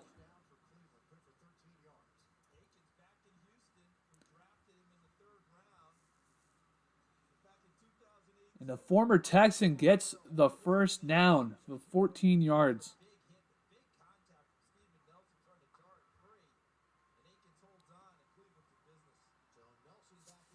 One second. So first down and 10 at the 19-yard line. Flacco's underneath center. Ford probably is going to get the ball here. It looks offside on the defensive end there. But Ford gets the ball. He's going to get wrapped up around the 21-yard line and a vicious hit. And I think Ford got wrapped up and thrown down.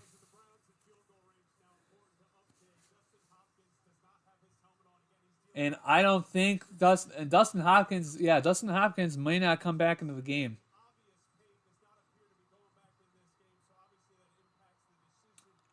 And that's just fantastic for the Browns. So now our kicker's hurt. Flacco back to pass.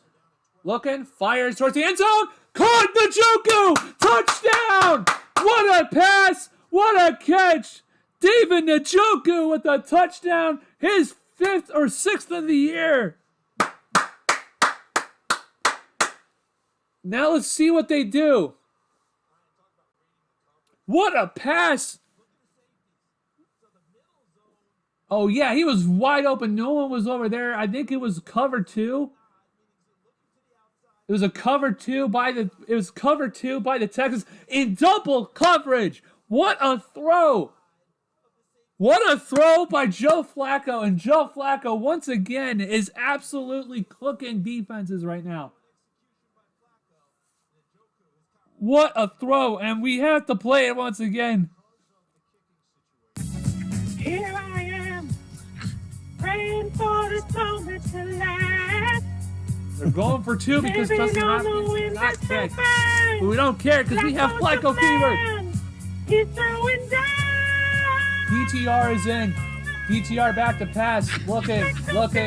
He's flush. He's going to run it. He's got room. He's got the 2-point conversion. We've got Flacco fever. We've got DTR fever. And the Browns are up by 15. 22-7. Let's go.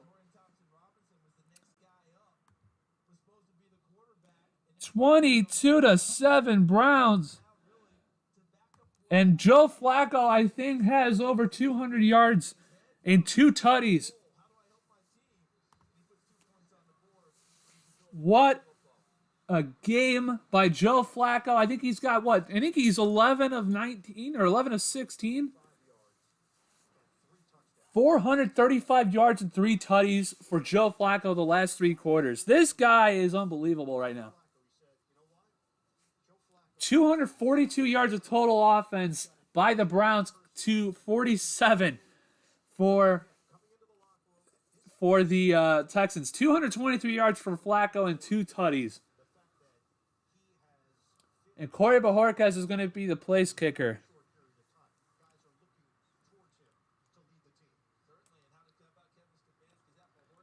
Now, you have to wonder, could the Browns try and do drop kicks?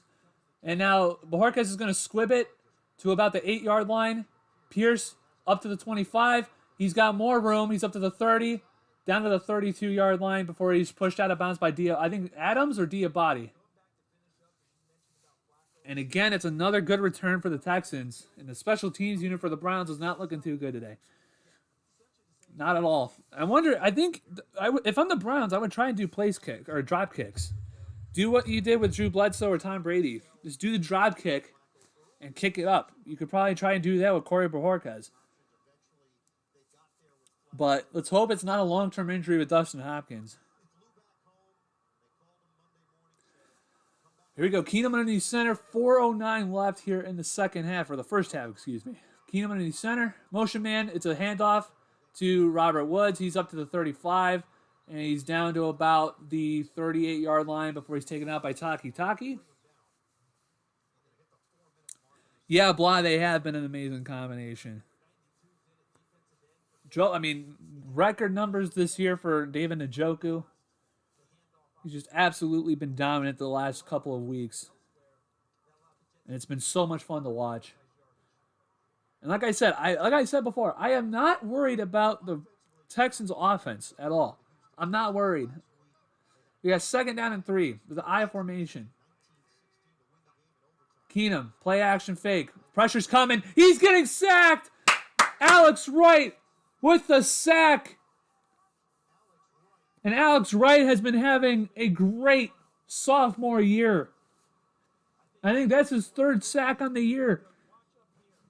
And you could tell he ran through 3 guys. Alex Wright went through 3 defenders or 3 offensive linemen to get him. And Keenum now is at 3rd and 13. And they have not had any 3rd down conversions so far. Keenum is in 3rd and 13. Shotgun formation. Hands it off. It's Damian Pierce. And he's up to the 35. He gets stopped. And the Texans offense is coming off the field. And the Browns are getting the ball back with 2.5 minutes left. And if the Browns get one more score, I think this game could be over. I think if they get one more score here, it's done.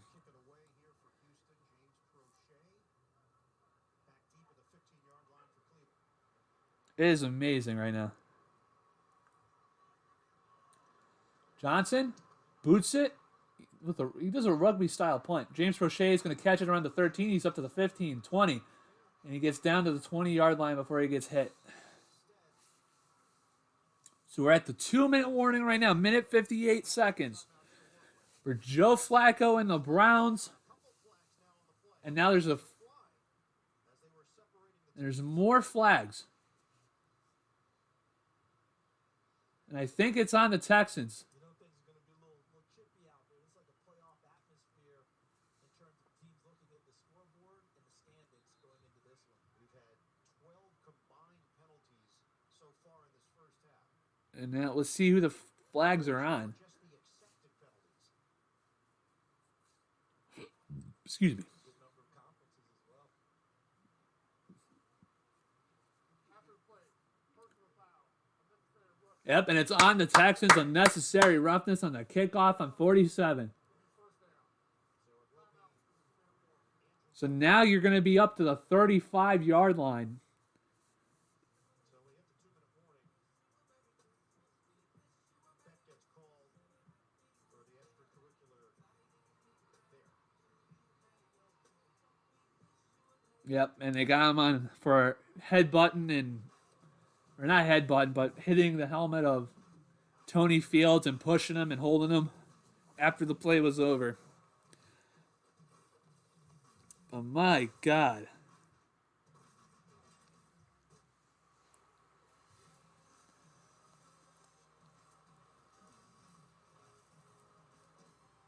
The Browns offense, after being so mediocre and bad, has had such a resurgence with Joe Flacco. It's been so fun to watch.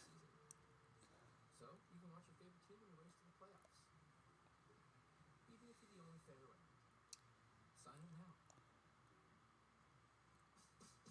Welcome to the Sonic Burger Verse. Once again, thank you guys so much for coming out here on your Christmas Eve. Thank you so much for watching. Make sure if you are new or you're watching this on demand, hit that subscribe button. We're trying to get to 1,000 subscribers. We're at 711 right now. Hit that like button on the stream. It helps more people get eyeballs on the stream. But thank you guys so much for watching.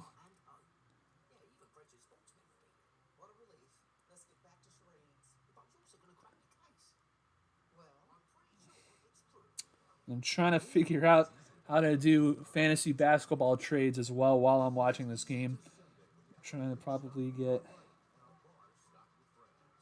someone.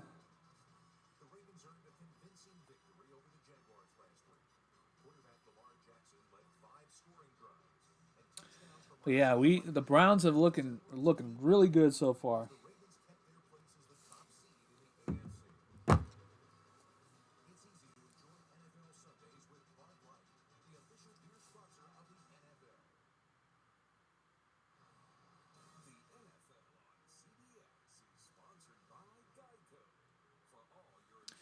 And we're coming back to the game with 1:58. The Browns have the ball at the 35-yard line.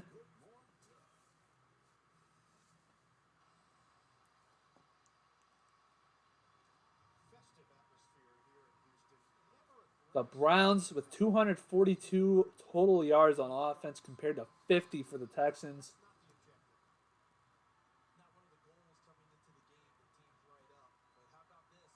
11-17 for 223 yards and 2 tutties for Joe Flacco.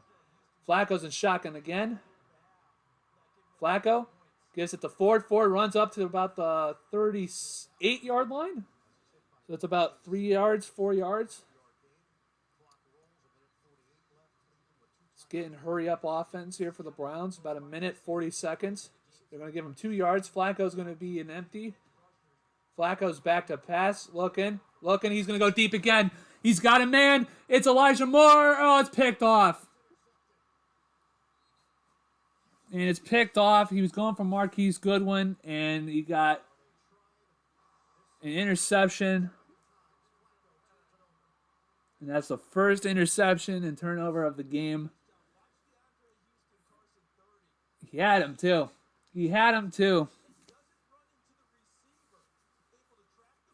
And that was just a good play by the defensive back. Yep, and he got out of bounds at around the 16-yard line.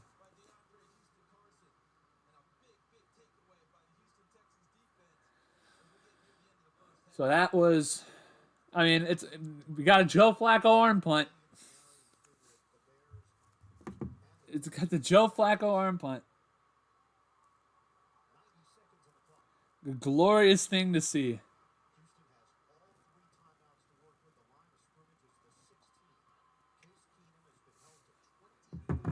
We got Keenum, shotgun, back to pass. Pressure's coming. He's going to throw it off to the Singletary, and Singletary gets up to about the 19-yard line before he's forced out of bounds by JOK.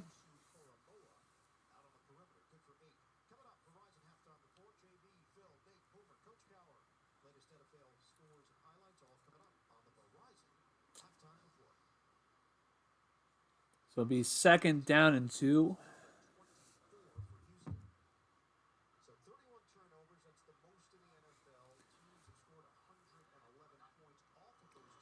Singletary gets the ball, and he's going to get stopped probably for a yard by Myles Garrett. Or no, it's not. It's Jordan Elliott. JOK and Jordan Elliott with the tackles. 3rd down and 1. We got a minute left here.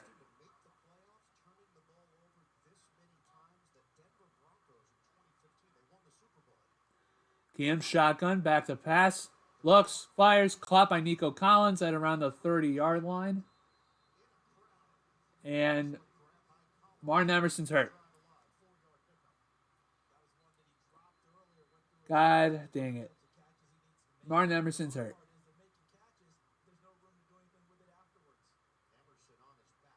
And he's grabbing his right calf, or right shin.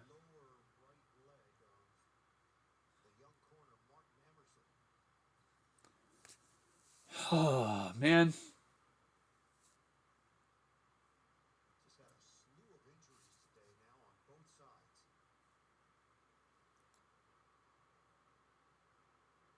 I do not want to see a cart. Please just do not let me see a cart. What happened?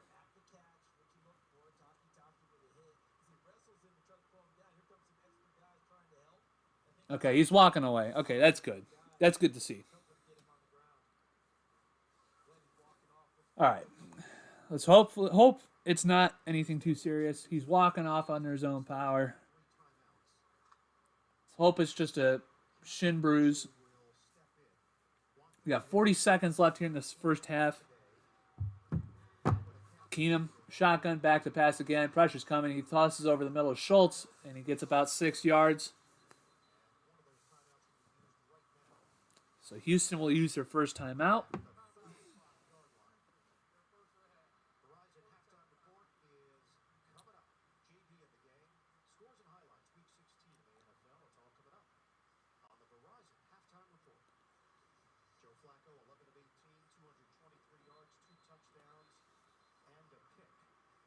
So, 37 seconds left. See what the Browns defense can do. Maybe can they stop? Can they get their own interception here?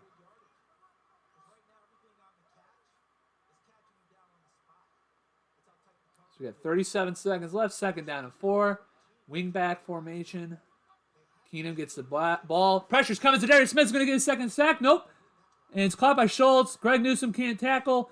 And Dalton Schultz gets the first down at around the 40-yard line because Greg Newsome does not know how to rap. Damn. If Greg Newsome wrapped up Dalton Schultz there, that's probably an inbounds. Why are you trying to shoulder tackle a guy who's like 60 pounds heavier than you? Yeah, injury gods do have beef with us this year, Blah. I really do agree. Here we go. Keenum. Empty formation. Back to pass. Pressure's coming. He throws it. No, it's tipped in the air. It's picked off by Owusu Koromoa. It's picked off by Owusu Koromoa. Down to the 41-yard line, and that was what I was waiting for. Tipped up at the line of scrimmage. And JOK, it seemed like an eternity that the ball was in the air. Who tipped this ball? I think it was Dalvin Tomlinson. It was Shelby Harris. Shelby Harris with the tip. JOK with an interception. And the Browns are at the 41-yard line of the Texans with 25 seconds left and 2 timeouts. You could maybe perhaps just get 10 yards and then try and kick a field goal with maybe Bojorquez, or you could do a drop kick. We get Flacco. Flacco back to pass, looking. He's going to fire towards the sideline. It's caught! Amari Cooper once again down to around the 18-yard line. I think he's got over 200 yards receiving. 13 seconds left. With their final timeout. Yep, at the 18-yard line. And Amari Cooper probably having one of his greatest games of his career. So it's a 23-yard gain. He's up to about what? No, yeah, he's at 198 yards. He's at 198 yards on 4 receptions. Or 173 yards. So 173 yards on 4 receptions for Amari Cooper. He could break 200 yards. He could be the first Browns receiver since Josh Gordon to hit 200 yards.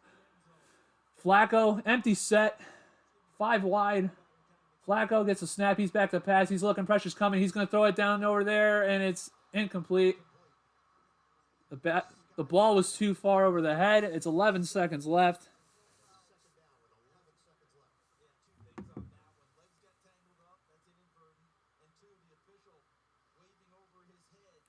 So we got 11 seconds left. The Browns are at the 18-yard line.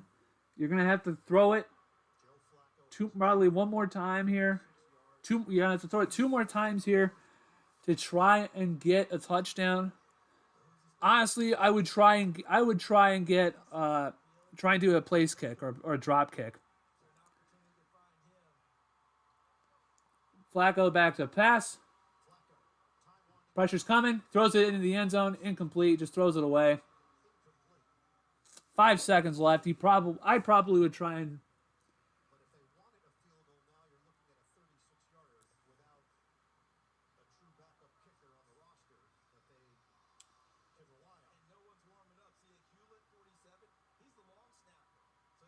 So I think the Browns are probably going to throw it for the end zone here.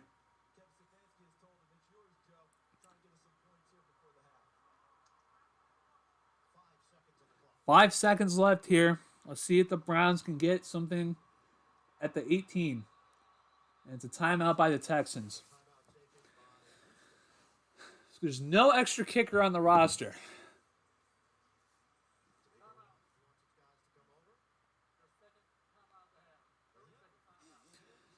Man, so Joe Flacco, 12 of 20, 247. And a 2 tutties and a pick. So, what you do, you have to go for the end zone here.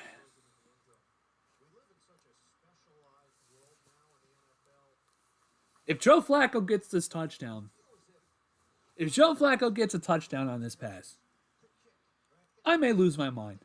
I may lose my mind because if Joe Flacco is able to get a touchdown on 18, with 5 seconds left on 18 yards, then something magical is happening. I'm going to tell you, if something happens here, something magical is happening with this Browns team. This team's a team of destiny if this happens. 3rd and 10 here, 5 wide. Flacco, back to pass, pressure's coming. He gets hit, throws it, and it's intercepted. But Derek Stingley and Joe Flacco got sandwiched too. So it wasn't magical. We got another pick. I mean, you had to throw it there. So I'm okay with that. You had to throw it there. It looked like there may have been a tight end wide open over the middle, but who knows? But you had to throw it there. I don't mind that. But the Browns are going into halftime with a 22-7 lead. The Browns are looking pretty good. They're looking pretty good right now to get win number 10 on the year. And you have to start thinking, how healthy are they going to be for the Jets game? because they have a lot of guys there. We need to know, are they even going to have a kicker next week? Are they going to have a kicker next week? But yeah, so Joe Flacco's going to get another interception on a stat sheet, but this one's going to have like a little bit of an asterisk because he had to throw. You don't have a kicker.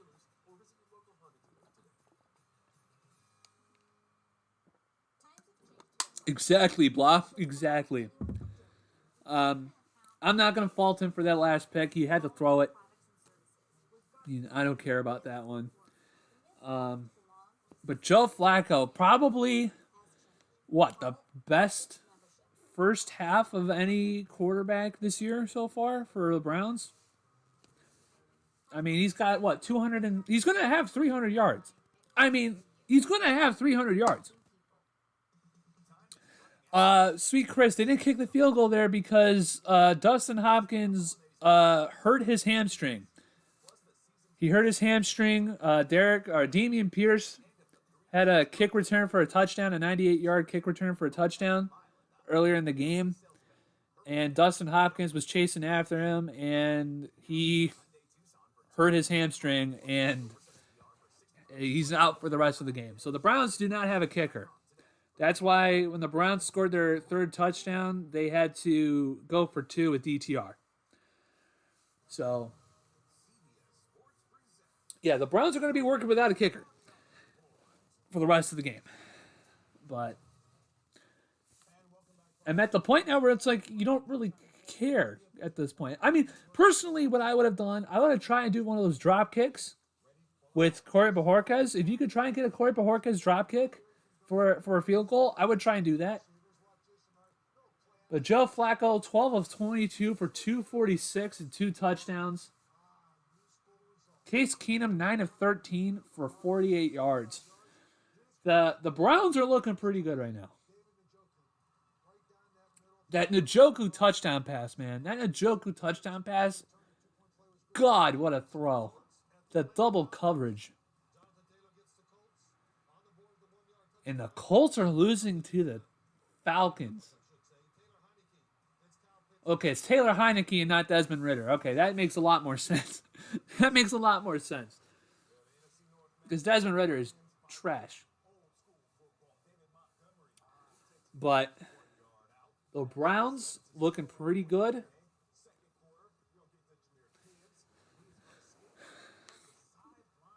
Like I said, we've got Flacco fever in Cleveland. What do you call it? The Lions are up by 3 points on the Vikings. We just saw a Derrick Henry touchdown pass. Wow. Okay, that's interesting. What do you call it? But yeah, once again, guys, thank you so much for watching here tonight on this Christmas Eve. I really appreciate you guys coming out here and spending some time watching the game along with me. If you are new and you haven't hit that subscribe button, hit that subscribe button. Hit the like button on the stream as well. Gets more eyeballs here on the channel. Helps out on the algorithm. So if you have not hit the like button, hit the like button, please. Also, if you guys are feeling extra generous, I have my donations. If you want to donate to the channel, I have my Cash App and my Venmo up here on the ticker. So if you guys are feeling extra generous, that's the best way to donate to the channel. But again, up at your own purview. But thank you guys so much for watching. And they're showing the Joe Flacco throws. And that long touchdown pass he had to Amari Cooper, he could have thrown it to David Njoku too and had the first down, but Amari Cooper with 4 receptions, 143 yards, and a touchdown. I almost said touch. It's supposed to be a tutty, but yeah, the Browns defense is absolutely playing an insane game right now, and the Browns are looking pretty good right now. But okay, they're showing the defensive highlights for the Browns on the CBS. Denzel Ward wanted a lateral from JOK on that interception. I didn't even notice that. Here's the one that I was saying when we talked about this pregame show. Case Keenum was going against the #1 defense. They are really struggling. And like I said, the Browns defense has shown up to play on the road finally. Don't turn the ball over because your defense is smothering the Texan offense. Yeah, the combination of Joe Flacco in this offense with Njoku and Amari Cooper They're talking really good about the Browns right now. big target, especially when you start getting close to the red zone, that helmet or higher, or a big fella that can go up and get it like a power forward in a basketball game. That's great. But Regardless of the jersey he puts on, we are best route looking good. generation. And what you show But I might take a little bit of a break, guys, just because it is halftime. I have not eaten at all either. So I may run out for like a couple seconds. But I'm going to take a little bit of a break here in a second. But once again, thank you guys so much for coming out. We're at halftime. Browns 22, Texans 7. The Texans will get the ball back to start the second half. The big throws down the field, which is amazing. They get those big throws every single And the Texans offense just do not have any answer for the Browns defense right now. And it's so refreshing to see because the Browns defense on the road has not been good all year. The Browns are the worst team in terms of points allowed on the road. But we are the best, without a doubt, home defense in the league. No doubt. But it's very fun to see that the Browns finally have a good defensive performance on the road. So we'll see how they respond in the second half. Like I said, halftime here. I'm going to take a little bit of a break. I'll be right back here in just a couple of minutes. So make sure you guys stay tuned. We'll be back in just a few minutes, okay? So give me one couple minutes here.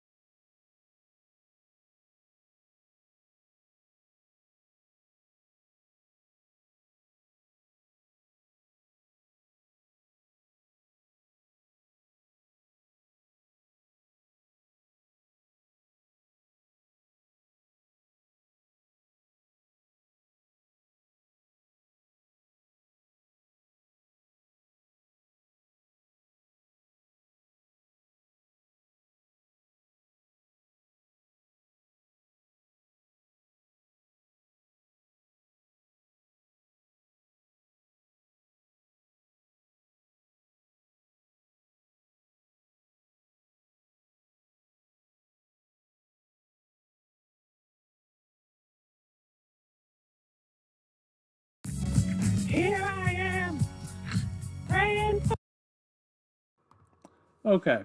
Now we got squib kick by Bajorquez. Damian Pierce takes it up to the 30, down to the 33-yard line. And we are back.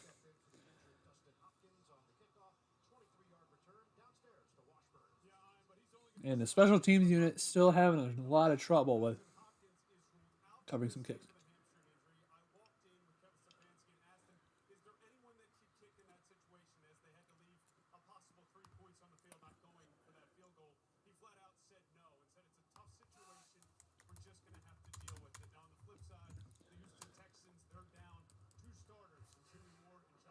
Okay. Handoff to Singletary, wide hole, 40, first down, 45, 50, and a good stop by Ronnie Hickman, or else that probably would have been 6.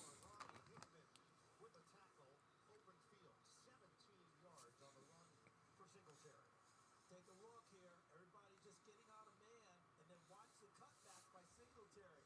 Being able to read it, boom, and off he goes. They just pushed the defenders in one direction and created a crease right at the line of scrimmage. The man they call Motor did exactly that through the gap. Well, Houston certainly needs something. Okay. Keenum back to pass, sacked again. Zadarius Smith with the second sack of the game. And this is probably Zadarius Smith's best game as a Brown. They're trying to use play action to get it downfield on him, but I think they're just ignoring the play action. They're just going right to the quarterback. It's not a normal deal. They were trying to get Dalton Schultz, the tight end. What a game by Zadarius Smith. Zadarius Smith, but Smith beat him upfield and got to the quarterback. Remember a couple weeks ago, he was saying, my sack production has been disappointing to me. That's not what they brought me here for. Well, he's trying to up it in a big way here on Christmas Eve. Keenum, shotgun, back to pass. Pressure's coming. He throws it. It's caught by Schultz. He gets up to about the 49-yard line. Oh, no, they're going to get him at around the 47. So the first half numbers overwhelmingly in favor of Cleveland. 267 yards of offense. The Texans just 75. Cleveland came in number 1 defense in the NFL, allowing 261 yards per game. How about the yards per But we will see play for Cleveland? with 3rd and 12. Can the Browns get a stop or can they get a turnover right here? A turnover would be huge.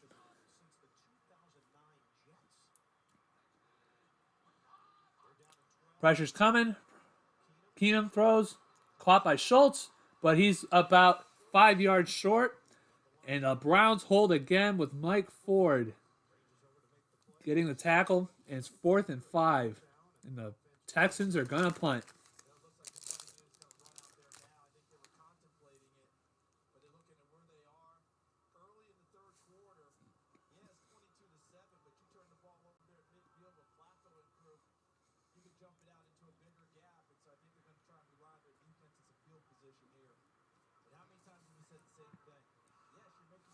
Here we go. Texans are about a punt.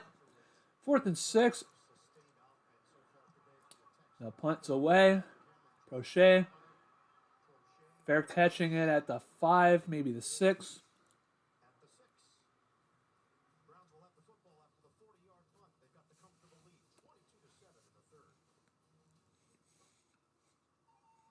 You lads must be lost, strutting into the lion's den, taking a bite of what's his. But you've forgotten. Lions bite, back, stalk, hunt, trap, because on this kitchen island, I am Alpha. What are you doing? What are you doing?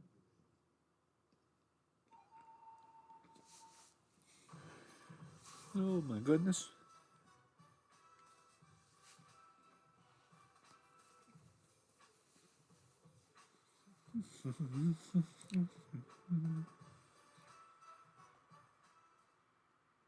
While other sauces rush. And they say Martin Emerson is questionable to return with a shin injury. It did look like a shin. Slow is good. So, Unless face to face with a linebacker. Rayer's homemade. Make every day delicious. Honey. NyQuil Severe Honey, powerful cold and flu relief with a dreamy honey taste. NyQuil Honey, the nighttime sniffling, sneezing, coughing, aching, fever, honeylicious, best sleep with a cold medicine. Fighting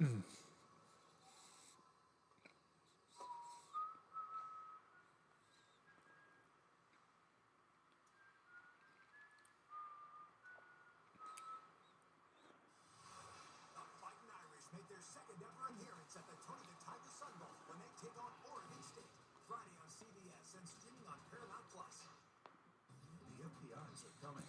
Better stay on set. We're rolling. That's what I'm talking about. The wait is over. Final season of the FBI is part of CBS premiere that was super. And it does not sound like the Browns are going to have any kicker. This broadcast is copyrighted by NFL Productions for the private use of all rights. Any other use of this broadcast, or any pictures, descriptions, or accounts of the game without the consent of NFL Productions is prohibited. Emma Washburn reporting earlier when he spoke with Kevin Stefanski that the plan was not to have someone. I think Corey Baharkas is going to kick. Let's go! Corey Baharkas kicking! Corey Baharkas kicking season! DTR is going to hold. Flacco shotgun formation. Moore going out to the wide. Flacco gets the ball. He's going to look. He fires. It's caught by Njoku for about a gain of 3, maybe 4.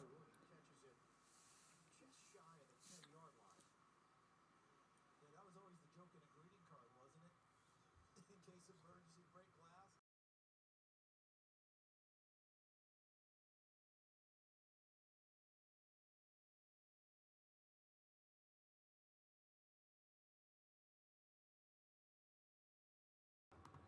Here we go. 2nd down and 6 at the 9. Flacco with Moore going out wide in the slot. Flacco back, looks, fires, caught by Njoku for about another gain of 4. It'll be 3rd and 2, maybe a 3rd and a long one. And I apologize if you guys hear me eat, but I have not eaten it yet. So I have a little bit of potato chips. So I apologize if you guys get a little bit annoyed, but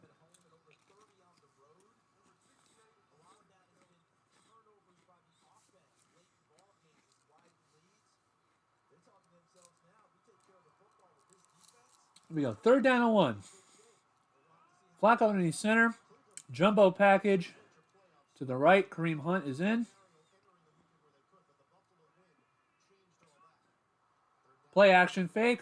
Throws. It's caught by Elijah Moore. Oh no, it's Amari Cooper, who gets fucking pile drived to the 23. And that's 8 more yards for Amari Cooper on the quick slant. And it's 181 yards for Amari Cooper.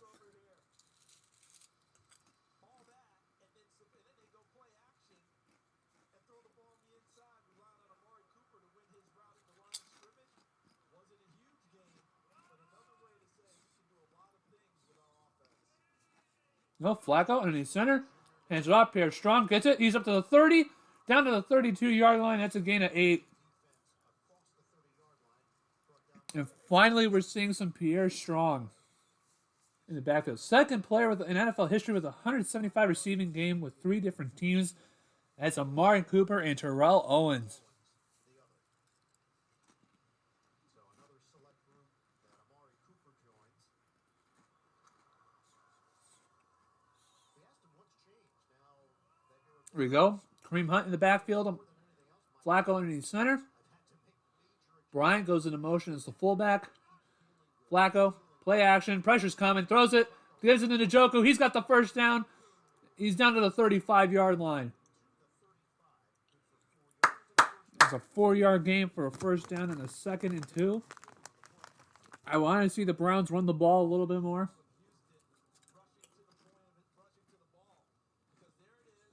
They had a free rusher from that corner blitz.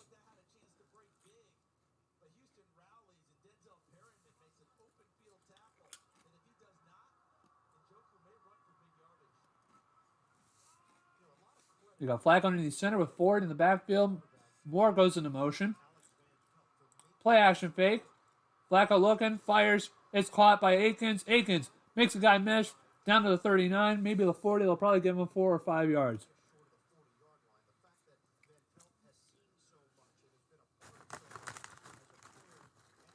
I'd like to see them run here on 2nd and 5.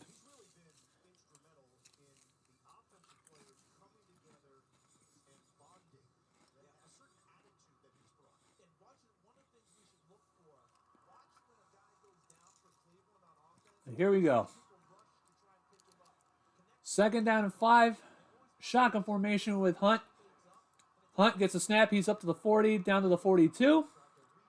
And it'll be about a 2-yard gain for Kareem Hunt. It'll be 3rd and 3.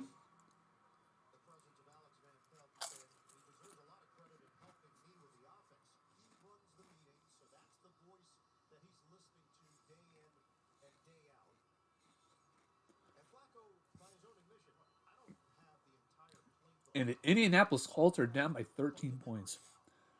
Wow. Here we go. Flacco back to pass throws. It's wide open. Kareem Hunt gets the first down. He's out to about the 47-yard line. And it's another first down. Flacco 5 for 5 on this drive.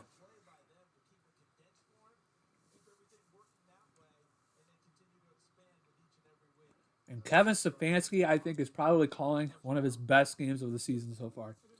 He's been absolutely cooking.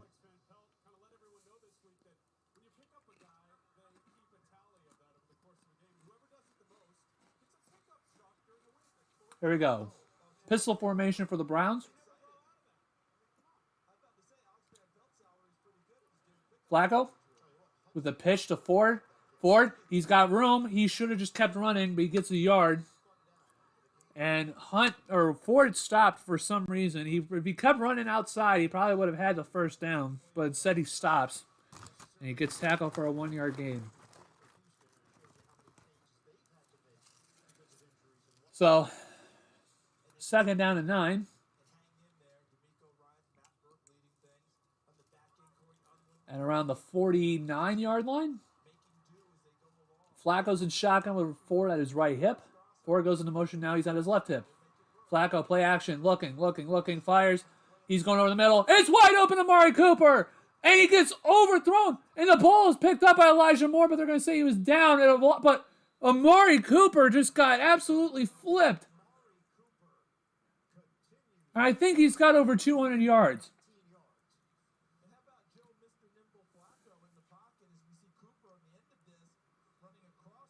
He's down to around the 33-yard line. But Amari Cooper he's had 2 WWE moves on this drive. He got spine. Oh my God, that was almost a bad hit on Joe Flacco. We got Ford. He's got room up to the 30, down to the 30 or 27, down probably about the 27-yard line. And Amari Cooper has had 200 yards of receiving, the most on the road for a Browns player. This is insane.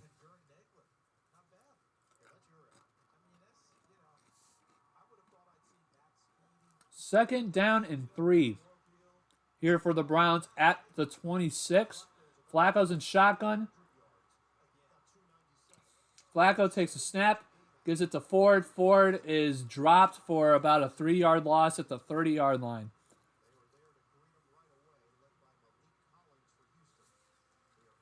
So it's probably going to be 3rd down and 6. I'm going to give him a loss of 5. Wow. Okay, loss of 5 yards.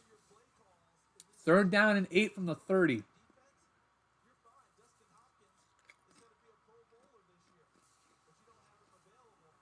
Shotgun formation once again. Flacco, back to pass.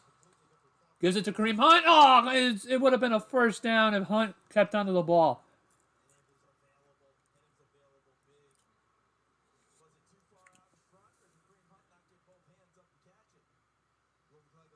And it looked like it was probably a little bit too far out in front for Kareem Hunt.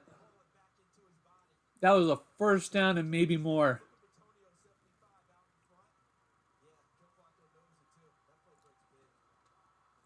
And they're going to have to go for it from the 30-yard line. Kind of respect it just because if they do miss a field goal, they would be there anyway.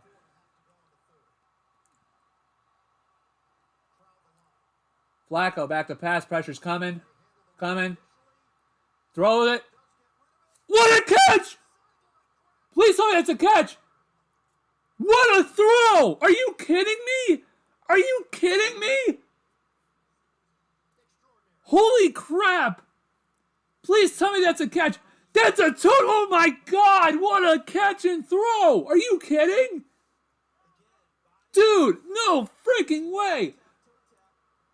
Touchdown? Ah! Is it offside?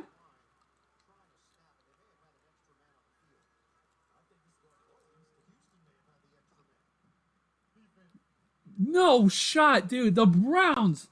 Dude, Amari Cooper is probably having the best receiving game I've ever seen since Josh Gordon. Dude.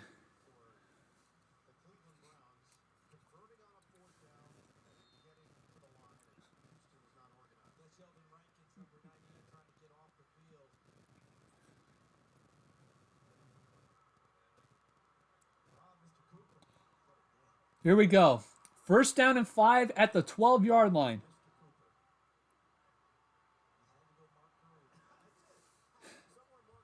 Flacco, back to pass. Looking. Throws at the end zone. Incomplete. Looking for Elijah Moore. Be second down and 5. Browns are looking for flags. They don't get it.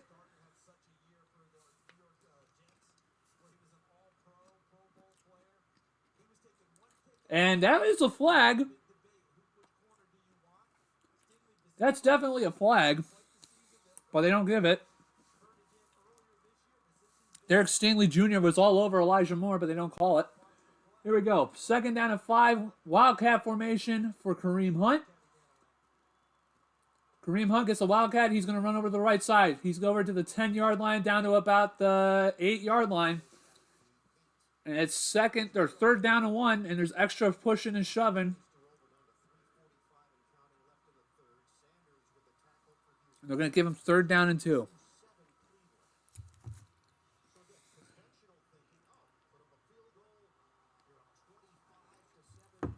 Here we go. Third down and 2 at the 7 or 8-yard line, maybe 9. They have to get to the 7-yard line. No, at the 9-yard line. Third down and 2. Flacco with the QB sneak. I think he got it. It looked close. They gave a third down and 2 QB sneak. A third and 2 QB sneak. Wow.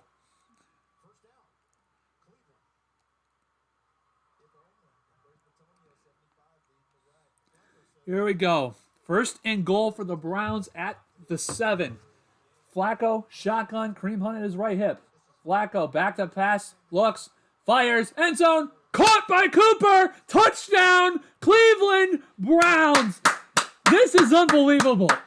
This is unbelievable. Flacco fever. Praying for this moment to last. Flacco fever. Baby, don't know when this will find. Flacco's the man. Flacco fever is in full effect in Houston, Texas.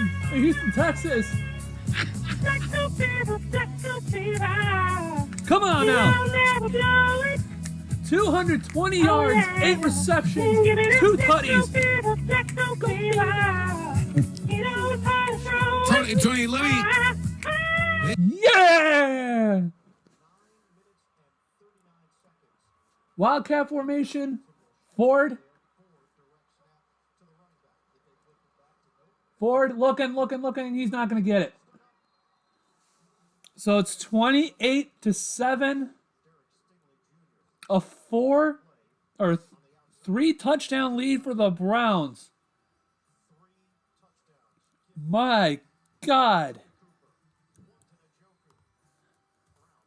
This, honestly, is just insane. This is honestly insane. I mean, what if you're the Texans? I mean, you just have to go. What do we do?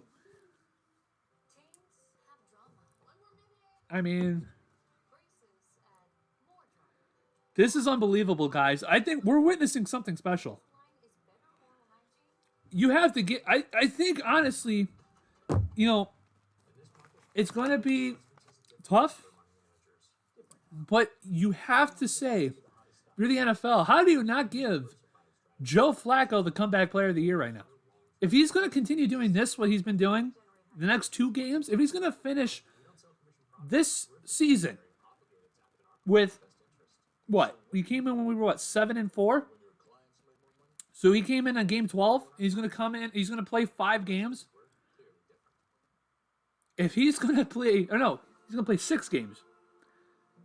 If he plays 6 games and he continues to throw for over 300 yards and 3 touchdowns, how can you not give him comeback player of the year? He would literally have 18 touchdowns. 18 touchdowns in 6 games. While being on the bench. Not even on the bench, on his couch.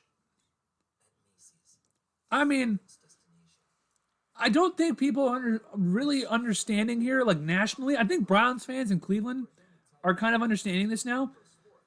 But right now, we're witnessing something special with this Browns team. Like this is like something where this is almost like a team of destiny. I know I'm going to sound crazy saying that, but it's true. You mean to tell me that they just said the only team to make the postseason while leading the league in turnovers was the 2015 Denver Broncos, who went to the Super Bowl and won? I'm just saying. I mean, we're witnessing probably one of the greatest runs in Browns history right now.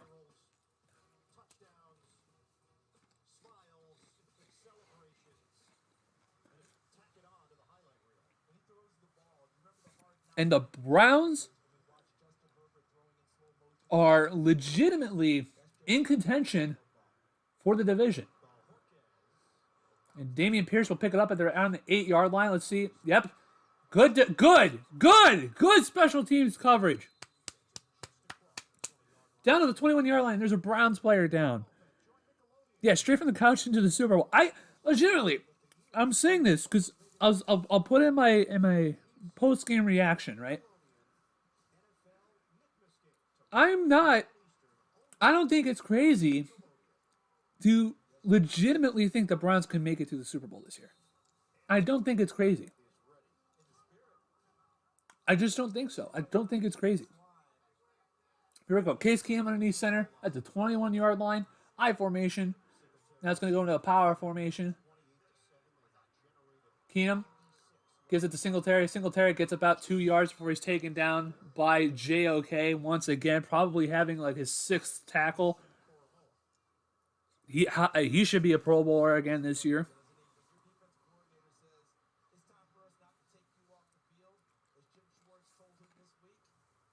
As we are about to hit 2 minutes in the second quarter. It's not crazy at all. I'm a Kansas City fan. Yeah, like I said, Block. I mean, this team, they're hitting their stride right now. We're like the Bills. As Keenum's back to pass, throws over the middle, and it's dropped. John Mechie was the receiver, and now Greg Newsom with the pass coverage. Just got a question if all the injuries catch up with him or not. Yeah, that's true. I mean, that's facts. Really, the only thing I'm concerned about with the Browns is the tackles. I mean, the tackles so far have been okay today, but like Joe Flacco's had pressure coming from the sides. But let's see here. Shotgun formation, 3rd and 8. Keenum takes a snap. Myles Garrett's there. He's going to go deep. Look behind you. It's intercepted. It's intercepted. It's intercepted by Deron Hammond. He's down at the 26-yard line. No, the 46-yard line. And the new Brown from the Raiders, the former Super Bowl champion, gets his first pick with the Cleveland Browns. And the Browns are absolutely rolling. Here in Houston, and Zadarius Smith deflects the pass. I told you guys, Case Keenum and the Texans offense does not scare me, only their running game. And the Cleveland Browns have played probably almost a complete game. We'll say that the special teams unit Special teams unit has been awful. This should have been a shutout. This should be a shutout right now.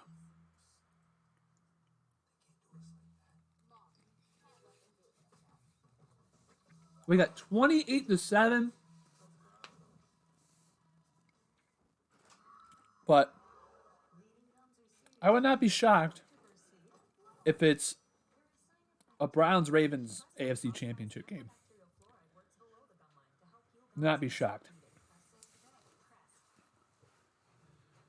I have Flacco fever. I have Flacco fever. I have Flacco fever. That is one of the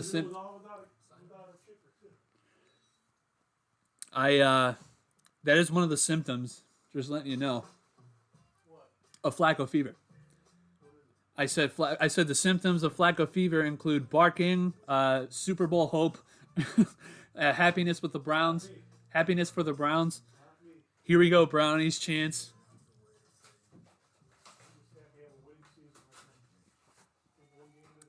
I mean, would you agree with me? If he keeps up this performance for the next couple, like the last 2 games, do you think he should get comeback player of the year? I mean, they're probably going to give it to DeMar Hamlin, the guy who had the cardiac arrest on the field last year. But like, give it to anybody that's had a heart attack. Oh yeah, really? It's simple. You have one little heart attack. One One little heart attack. No, but like, I mean, they're probably going to give it to him just because like of how bad it was, like how international the story was. But like I mean, for me, I think Stefanski should get coached. Oh yeah, no question with what he's been doing, and then. And look at Houston's quarterback. How after he left, they've been trash. He But that's what I said. I'm like, Case Keenum does not scare me. Like this offense does not scare me. After he left Stefanski, so I mean Stefanski's had a lot of quarterbacks in positive ways. True. Well, Gary Kubiak. And another thing I gotta say is you gotta give Barry credit for Wright. Oh, Wright's been. Well, he's a fourth round pick. Yeah, Wright. How many sacks he has this year? At least 4. I think 3. He has 3. He had a forced fumble last week, but he's been really good this year. But he's having a great year. Yeah, I mean he's been really good this year. So, I mean, I'll give him credit. I'm still like not 100% there with Barry as Flacco takes the snap. He's back to pass. He throws it to Cooper. What a catch! Dude, Amari Cooper just made another amazing catch. Oh my God! Amari Cooper, dude, holy shit! What a throw! Guys, I said this is the best receiving game I've ever seen since Josh Gordon. This is the best receiving game I've seen since Josh Gordon. 241 yards. We still got a quarter to go. He could get 300. Joe Flacco's 22 of 34 for 338. He could get 400 yards. David Bell's in motion. Flacco, play action fake. He's going to go to Cooper. He throws it. It's caught. Oh, it's dropped. Oh, Elijah Moore. Damn. Elijah Moore was wide open and he dropped it at the 10-yard line.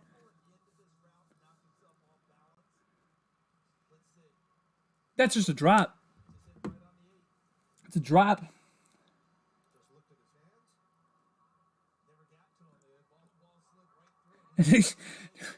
Let me tell you, Blah, it's amazing.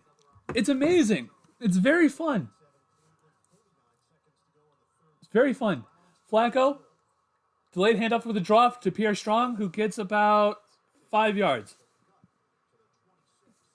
He's down to the 26-yard line, maybe 4. But it's okay. It's okay, Blah. I mean, it's fine. It's really fun to have receivers who can catch. And as soon as you sent that, Elijah Moore just drops it. Like I said, this is the best receiving game I've ever seen since Josh Gordon in 2013. When he had back-to-back 200-yard receiving games. I mean, all right, 3rd and 5. Let's get it here. And Kareem Hunt gets it down to about the 25. And it'll be 4th and 4 with the 4th quarter beginning. 28-7. Joe Flacco probably should have 350 yards if Elijah Moore can catch. 1 quarter left, ladies and gentlemen.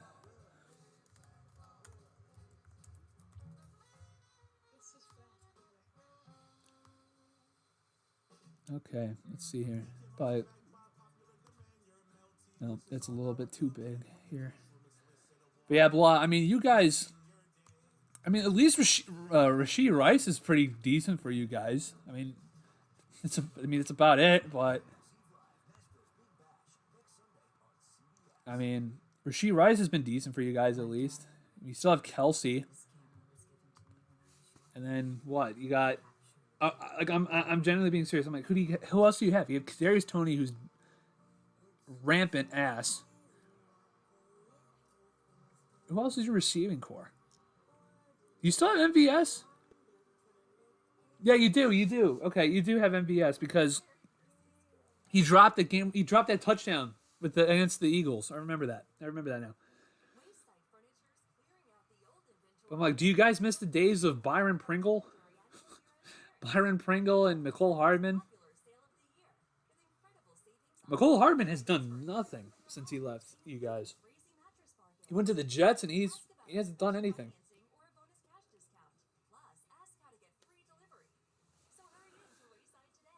But yeah, I mean,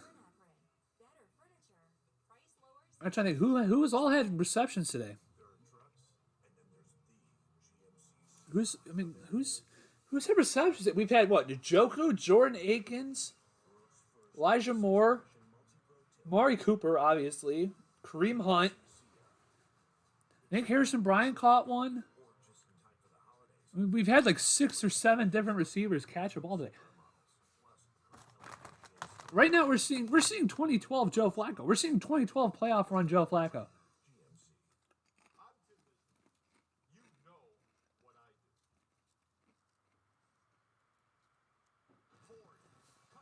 Hardman got back. Oh, he's back with you guys now? Okay. Yeah, I mean, that's literally your defense is good. You got Mahomes, but your receivers, that's like the one thing that you guys don't have. But right now, you guys will be facing the Bills in the playoffs if the playoffs started today, but it'll be interesting. Okay, 4th and 5 at the 25. Flacco's in shotgun once again with Kareem Hunt. Flacco's back. Pressure's coming. He throws. It's caught. Tillman gets the first down.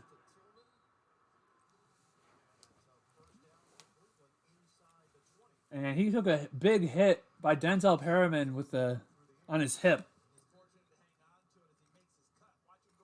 Oh, that was almost a fumble, too. Got lucky.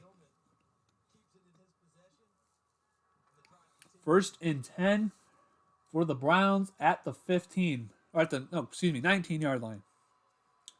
Flacco's in shotgun once again. Moore goes into motion. Out wide to right.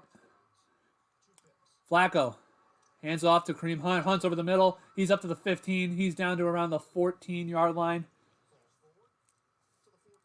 So about a 5-yard gain for Kareem Hunt. And this is where the Browns go to work with the running game. Just wear that defense down. They're going to give them 4.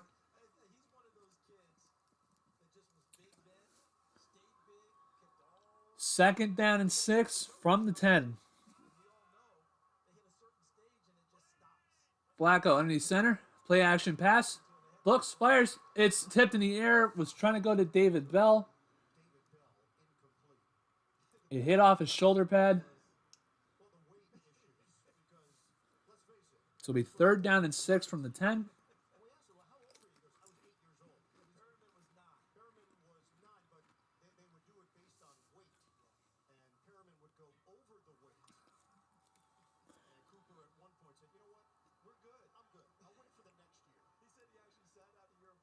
But here we go. Flacco's an empty 5 wide. Flacco with a snap. Back, throws Elijah Moore, caught it with a screen. And he's going to get about a yard, maybe 2. Extra shoving from the Texans.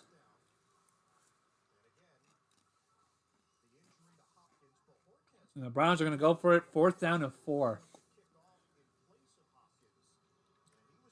don't think he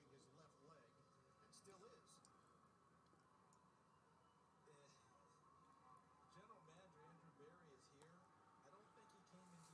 ready list better include a kicker and a punter, which they hope they don't have to do. 4th down and 5. From the 13. Flacco gets a snap. He's back to pass. Looks, fires. Cooper caught it at the 3. Down to the 3-yard line. And a late hit. And the Browns are going to have the ball at the 1.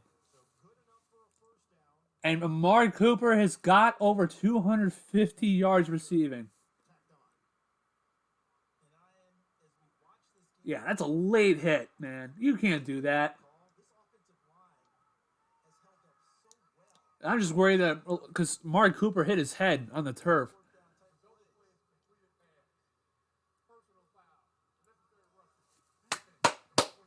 We got a late hit on the Desmond King. And we got Michael Dunn and Nick Harris coming in.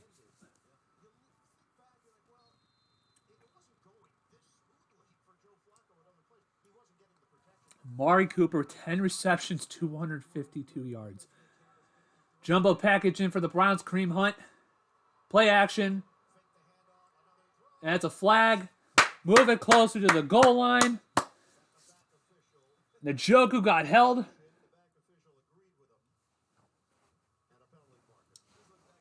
And we're going to go at the half-yard line here. 12 and a half minutes left. The Browns looking to get 6 more here on the board.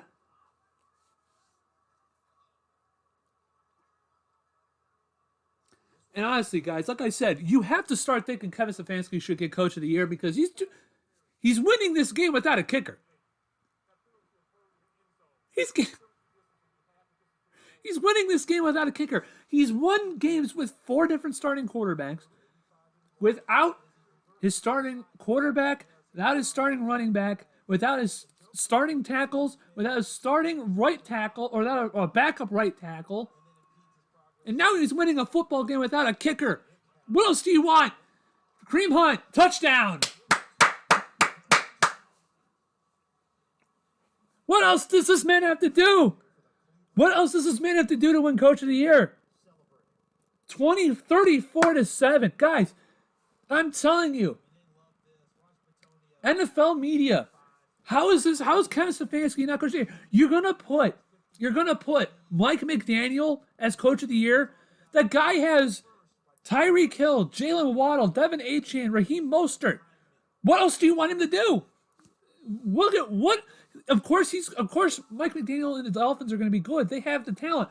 What about the Browns? All the Browns' talent has gotten hurt. Now you have Kareem Hunt, who's had 8 touchdowns. They picked him off the street. He's had 8 touchdowns. As Flacco's back to pass, he throws. It's caught. Amari Cooper, 2-point conversion, 36-7. So Amari Cooper has 252 yards, a touchdown, and a 2-point conversion. What else do you want Kevin Stefanski to do to win Coach of the Year? This is probably the most complete game I've seen the Browns play in a long time. It's been years, probably since 2020.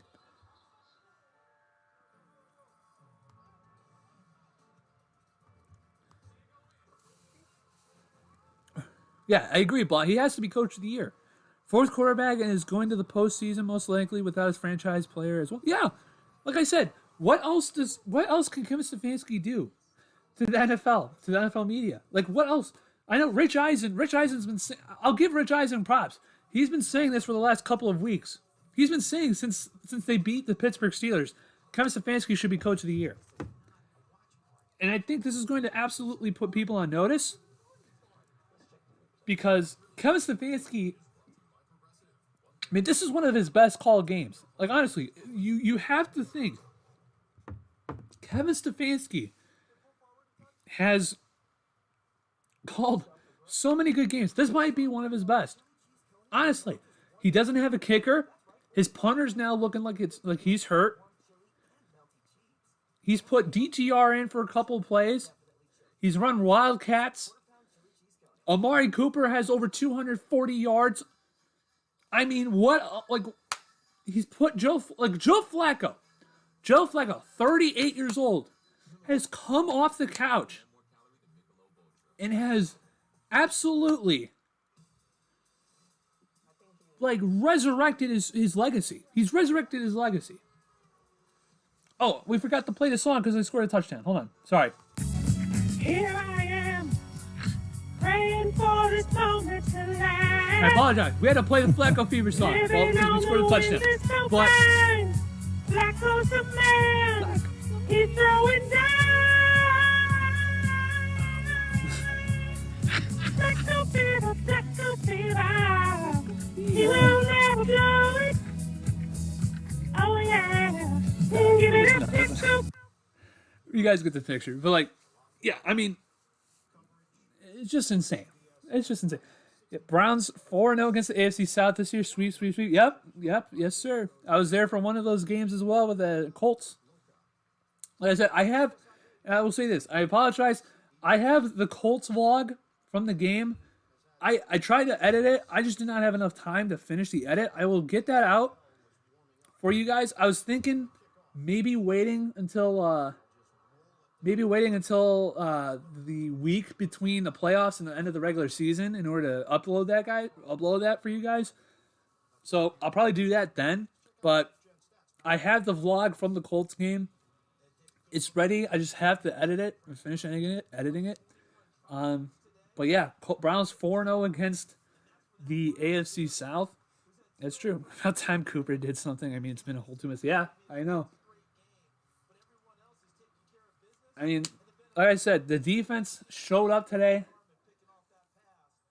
And now they have Davis Mills in with 12 and a half minutes left.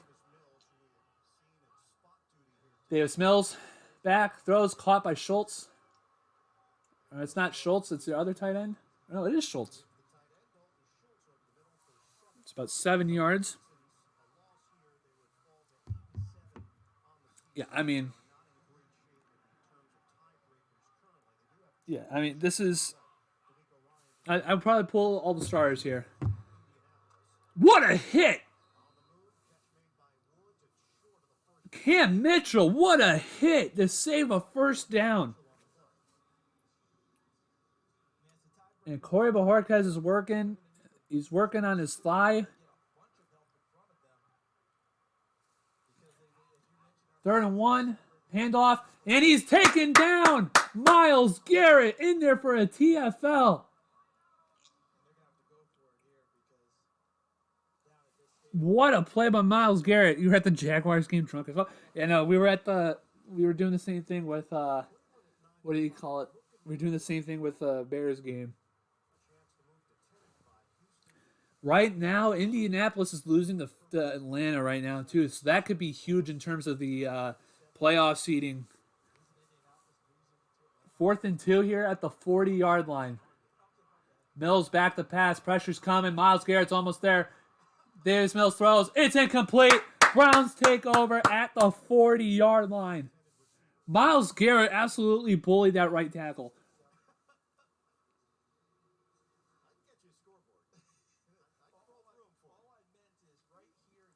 What a play.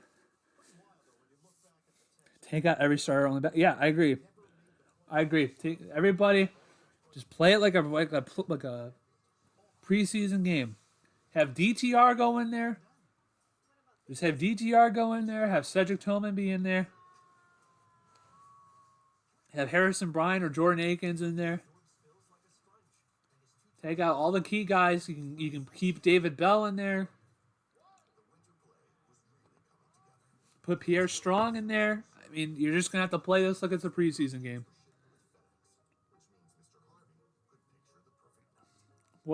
This is such a statement.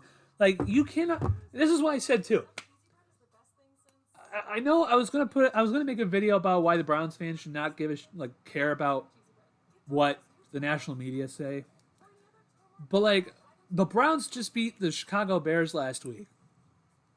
and they had Colin Cowherd. And now Colin Cowherd, I know he hates the Browns. He doesn't like the Browns. He picked Jacksonville to beat the Browns. That's how much I know. That's how I know he hates the Browns. He picked Jacksonville in the playoffs to beat the Browns. But Colin Cowherd put the Browns at 7 in his power rankings. Then the Browns beat the Bears. And then they drop all the way down to 10. How? This game is going to put all these guys on notice that the Cleveland Browns are going to be a force to be reckoned with in the playoffs. Like, the whole thing that we've had to hear as Browns fans, right, is, from the national media at least, is, yeah, they may win a playoff game, but they're not really like that, they're not really that good. They may win a playoff game. Yeah, they might. This team has something special going on. And with this defense, I literally said, we're literally like the 2015 Denver Broncos. That's what I feel like the Browns are. I feel like the Browns are right like the 2015 Broncos. You have like a slower quarterback. A slower quarterback, and he's not the same as he once was, but he's still rocking it. Like Peyton Manning back in 2015, his arm was shot. Like his arm was gone. They rode that defense to the Super Bowl. I think you can do the same thing right now. And DTR is in. You give it to Pierre Strong. He's up to about the 35-yard line. So yeah. So like I said, just put all the guys in, like a preseason game. And this is exactly how you want this game to go. This is exactly how you want to go.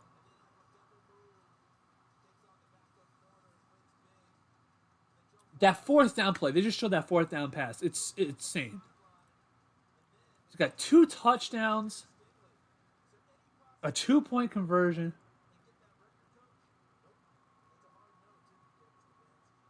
DTR gives it to Bell. Bell's got blockers. He's up to the 30-yard line, down to the 28 for a first down.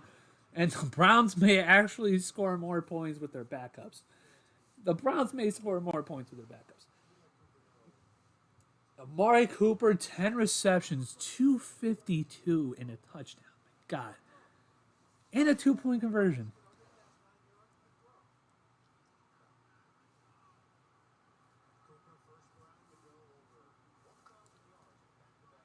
Yeah, and let's also notice the fact. Amari Cooper only needed 15 yards this game to get over 1,000 yards for the year.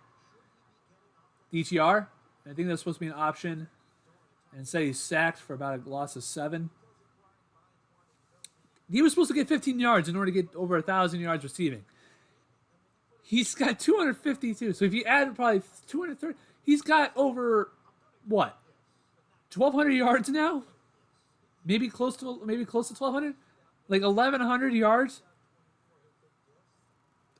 Off of one game. So he was at 985. Hold on, 985 plus 252. Let's look it up here. 985 plus 252. He's got 1,230 yards. Pierre Strong gets up to the 29. So Amari Cooper has 1,237 yards. This is the one thing that you wanted to see if you're the Browns. You go in there, you potentially, obviously weakened opponent, right? No starting quarterback. A lot of injuries in the game. But this is what you wanted to do. You wanted to take care of business against a weaker opponent. And they did. They absolutely took advantage today. And what a job by Kevin Stefanski. What a job by the Browns defense. What a job by Joe Flacco and Amari Cooper. DTR just throws it away. It's 4th and 11 at the 29. I mean, just a terrific job all around, man. It's just a terrific job. Honestly, I mean, this is what you wanted to see.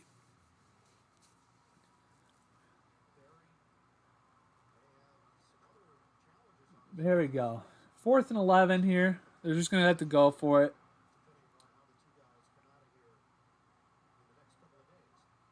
DTR back to pass. He's looking. Pressure's coming. He's going to get sacked. And so the Texans will get the ball. And DTR, now DTR's hurt. God dang it. DTR's hurt.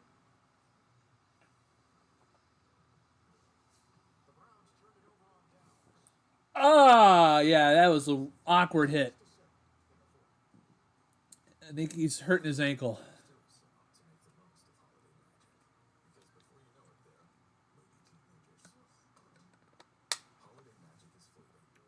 Yeah, that was an awkward angle for him to take a hit.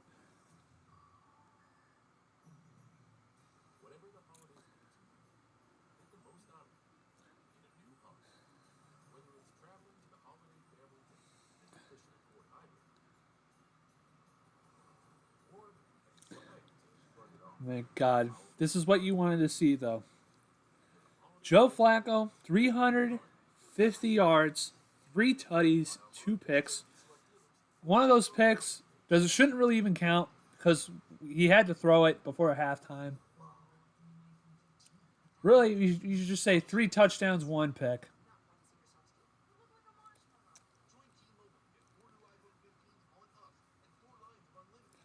But this is honestly probably the greatest stretch of games from a quarterback for the Browns I've seen. And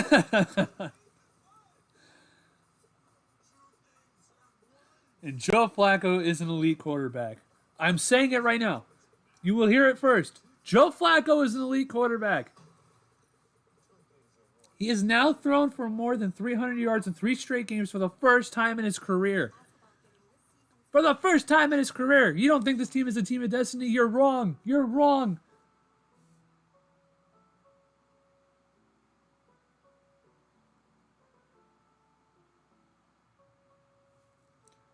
You're wrong.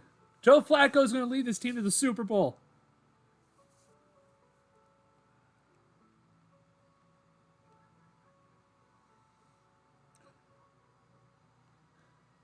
Let's go. The Browns. I'm like I said, I'm confident. I don't give a shit. I'm confident. I'm confident. The only team the 2 teams I'd be nervous about playing in the playoffs. Maybe 3. Buffalo, because they're on a streak right now. Kansas City, because of Mahomes. And Baltimore. The only 3.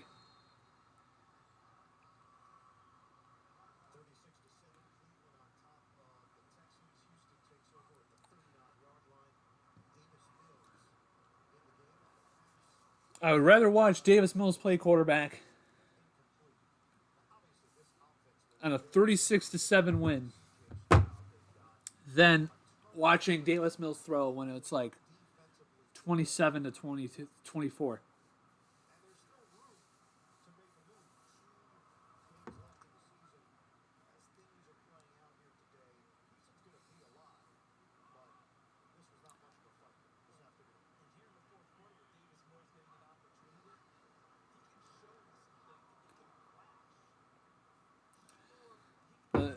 My goodness. When do the Chiefs play? Do the Chiefs play tonight? I'm trying to think. I know the Ravens play Monday night, tomorrow night.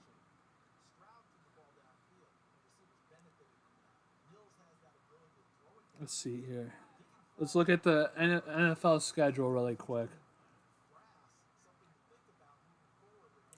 I know the Chiefs. Yeah, no, the Chiefs play tomorrow. Okay, never mind. Chiefs play tomorrow. Yeah, Mills back, throws, caught for about 9 yards, taken out by Mike Ford. That's a horrible spot by the ref, but we'll take it. So let's see. Packers are up by 8 on the Panthers. And the Falcons are going to beat the Colts. Wow. And that's going to definitely take a hit against Shane Steichen's Coach of the Year nominations. Here we go. Mills back, throws, caught.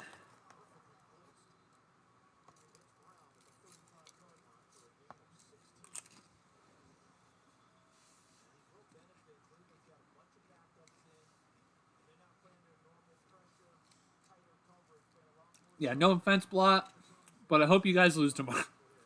Mills back to pass. And nice catch by Hutchinson. Yeah, I mean, no offense. It's business. It's strictly business. But we need the Chiefs to lose tomorrow. Probably not going to happen, but.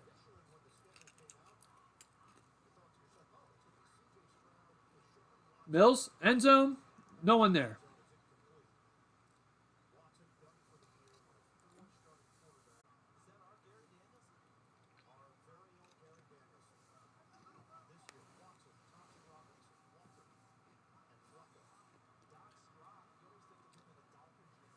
Here we go. 2nd down and 10. Mills throws, caught. Robert Woods gets the first downs. 1st and goal for the Texans at the 6-yard line.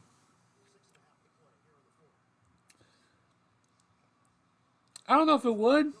I mean, we'd have a better record, but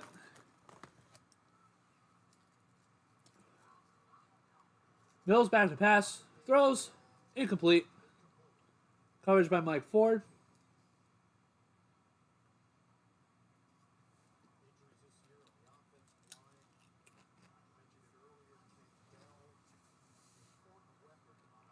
So about 6:15 left here in the 4th.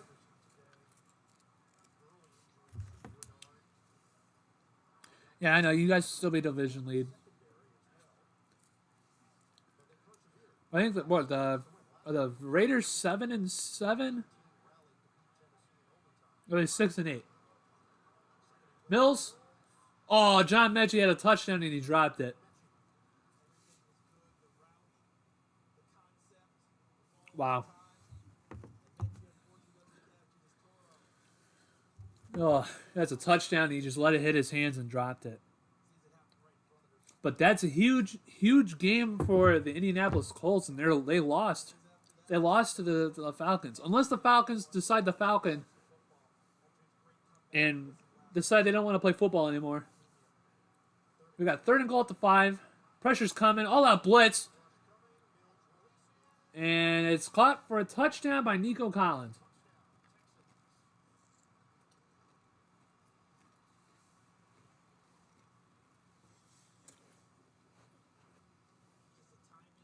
So the first time that the Texans could do anything on offense, it comes in garbage time.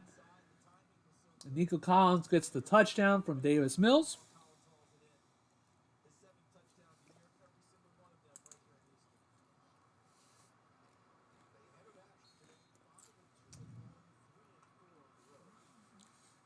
And so,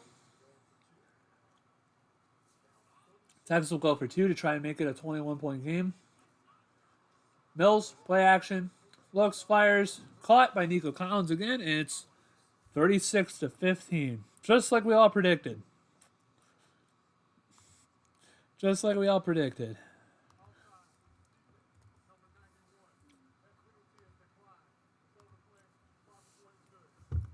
So we have 6:08 left here in the 4th.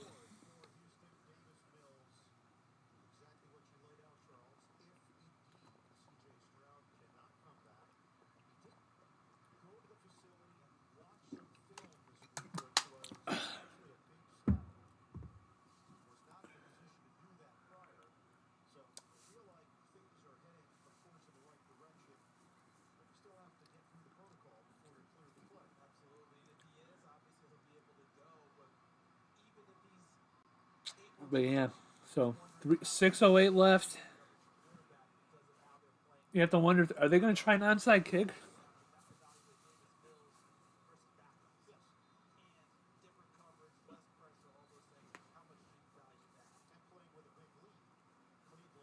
So 6:08.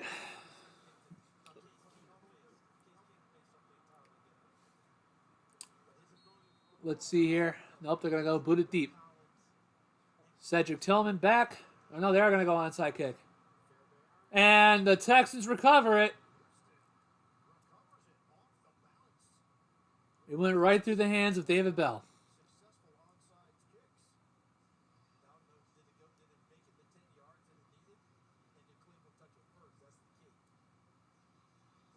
And it hit David Bell. And now the Browns are starting to scare the living shit out of me. It's 36-15.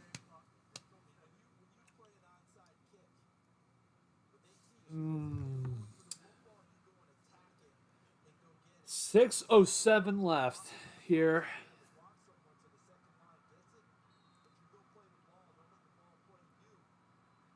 Is Mills in shotgun. He's back to pass. Throws over the middle. It's tipped. Almost intercepted by DeAnthony Bell.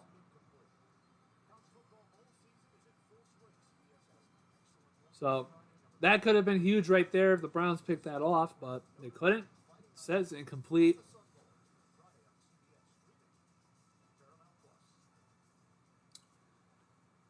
But you got second down and 10 at the 48-yard line, 47-yard line.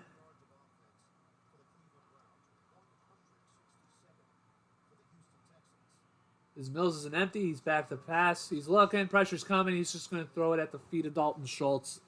Pressure was coming, I think, from Sam Kamara. So now it's third down and 10 with just 6 minutes left here.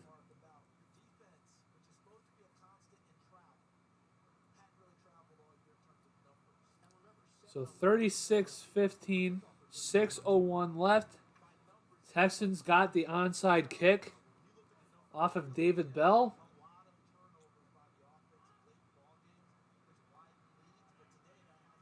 Blitz coming. Pressure's coming up the middle. Throws almost intercepted. That was almost picked off by Alex Wright, who would have had a second straight game of an absolute amazing play. But instead, it's fourth down and 10.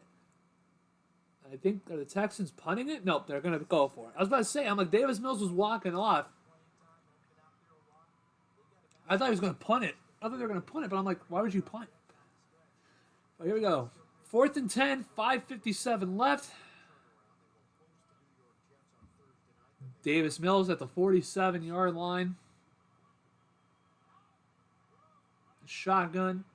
More blitz. More pressure up the middle. Good caught. And Dalton Schultz gets it, and he gets absolutely rocked at the 40-yard line. And he's down. Yeah, he got the wind knocked out of him. I don't know who did it. Oh, it was DeAnthony Bell with the helmet into the stomach of Dalton Schultz. Or maybe shoulder pad.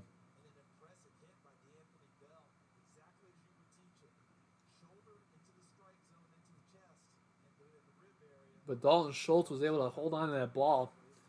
And it's a first down and 10 for the Texans at the 40-yard line of the Browns with 5:48 left.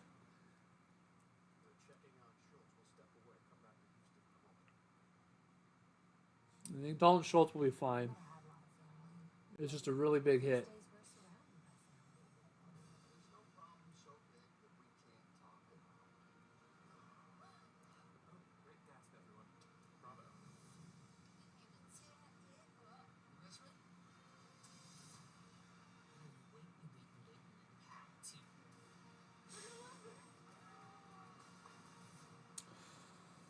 Oh my goodness.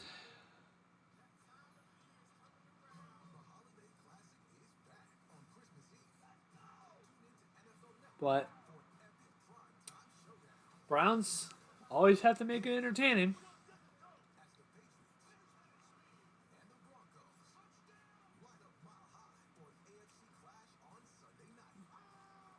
It's a 21-point game. Texas still had the ball with 5 3/4 of a minute. Dalton Schultz walks off under his own power.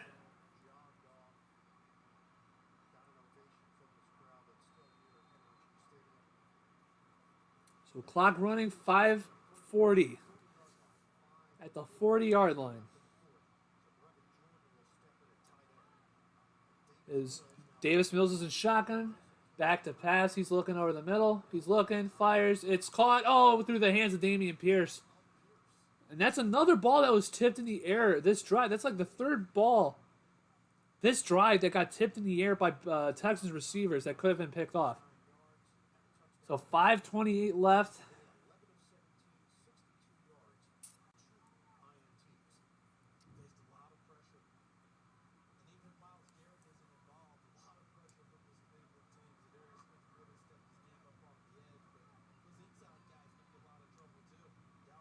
So we go 2nd down and 10, 5:28 left at the 40-yard line. Mills in shotgun again. He's back to pass. He's looking. He's firing over the middle. It's caught by Pierce for a screen. Pierce is going to be... No, he's going to get the first down. He's going to get the first down at the 30-yard line. He was wrapped up by a bunch of Browns players. They couldn't bring him down before he got to the first down line. And they're about to hit 5 minutes here. So 1st and 10 at the 29-yard line. Mills, shotgun, back to pass, looks, fires over the middle. It's caught down to the 9-yard line by that's not John Mechie. But now the Texans are on the move now. 4:45 left at the 10-yard line. 1st and goal. Mills back, looking. Pressure's coming. He's going to move out of it. He's going to run for it. He's going to get there, and he's down at the 1. No way, he was down at the 1. They're going to give him the touchdown, but they're going to review it. I thought he was short by a yard.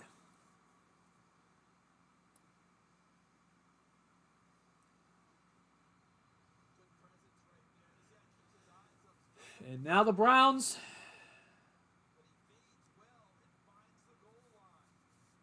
It was looking like it could be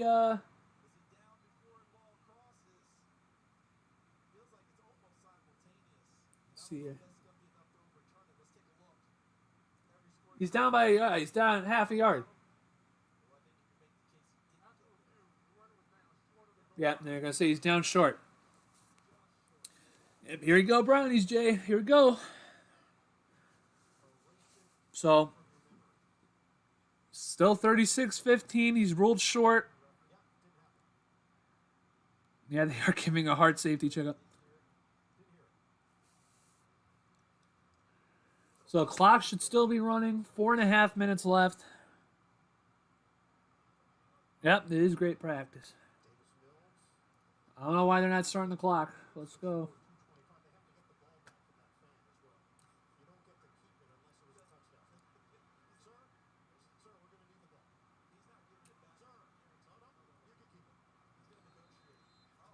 Let's hope so, Jay. Let's hope so.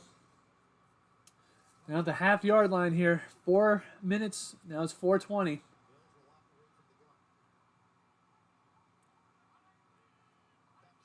Mills keeps it, throws it, caught by the fullback for a touchdown. It's 21-36.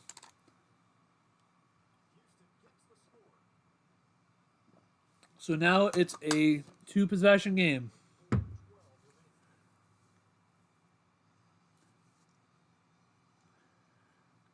Two-possession game with just about 4 minutes left.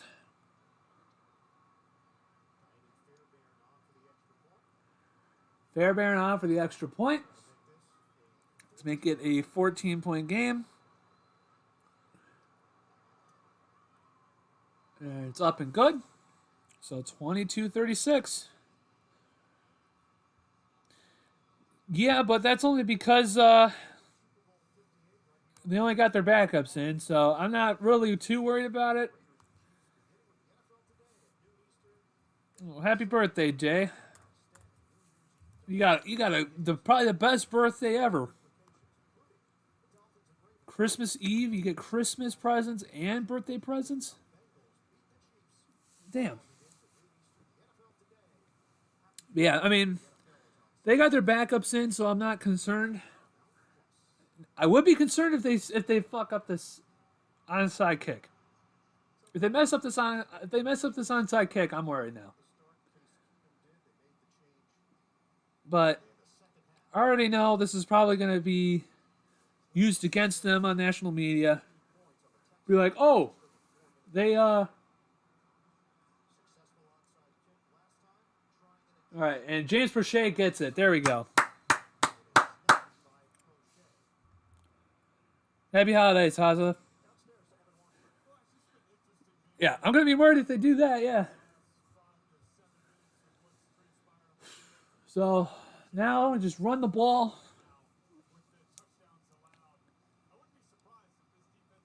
Run the ball. Run the ball. Run the ball.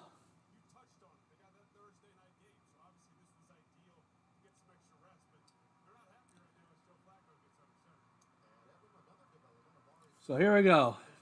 Flacco's back in now. Okay. Here we go. Hunt gets about a yard. And now we have a flag down, 2 flags down, probably on James Hudson because he's ass. So now the starting offense is back out there because your backups couldn't do anything. Oh, we got face mask. Let's go. Face mask on the Texans.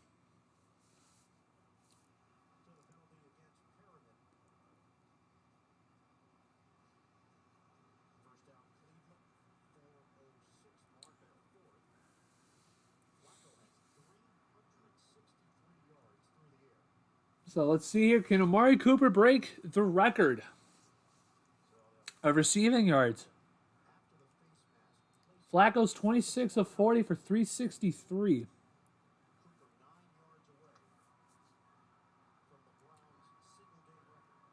Just run the ball.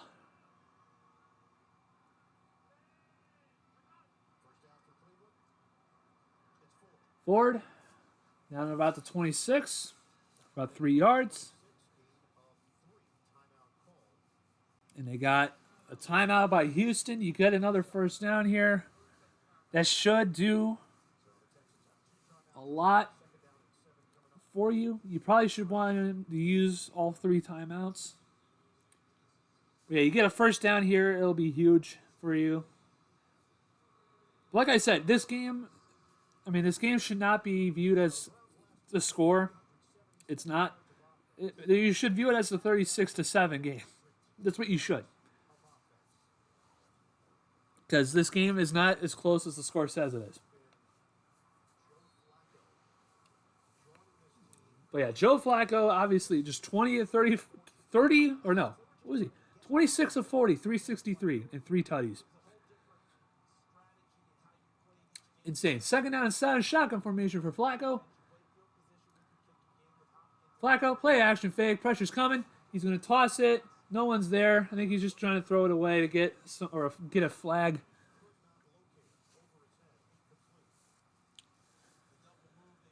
But we got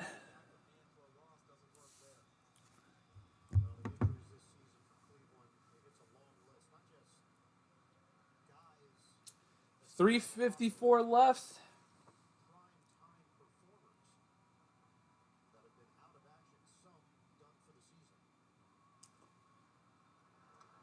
3:54 left, 3rd and 7.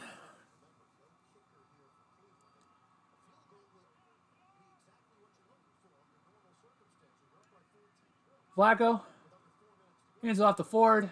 Ford probably loses a yard or gets back to the line.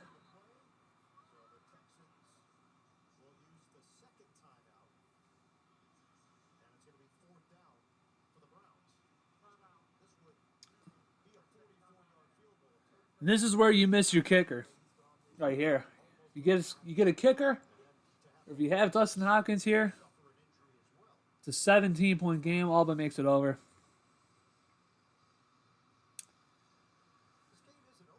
Oh boy.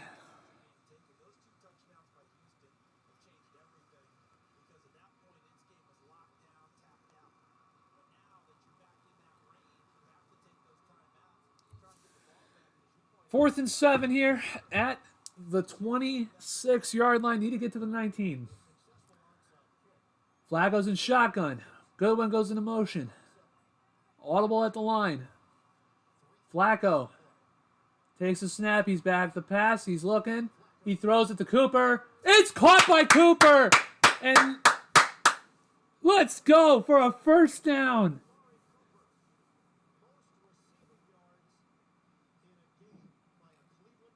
And Amari Cooper has the franchise record for the most receiving yards in Browns history.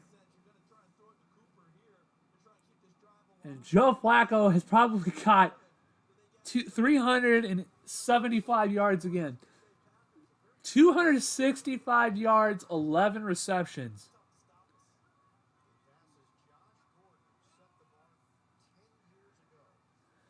Flacco underneath center at the 13. Kareem Hunt in the backfield. Hands it off to Kareem. Kareem is going to get absolutely swallowed up for a loss of about 3. Houston uses their last timeout. This is where you just keep running it.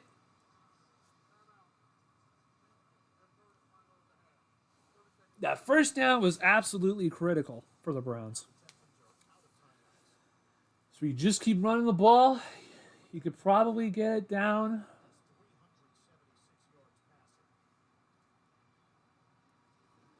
You could probably get it down to a couple minutes left. Now Joe Flacco with 376 yards of passing, man. 27 of 42. 27 of 42, 376. I mean,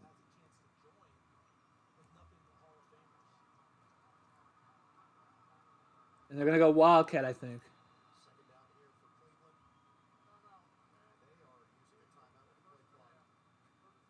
And the Browns will use a timeout of their own. That's where you just keep running the ball.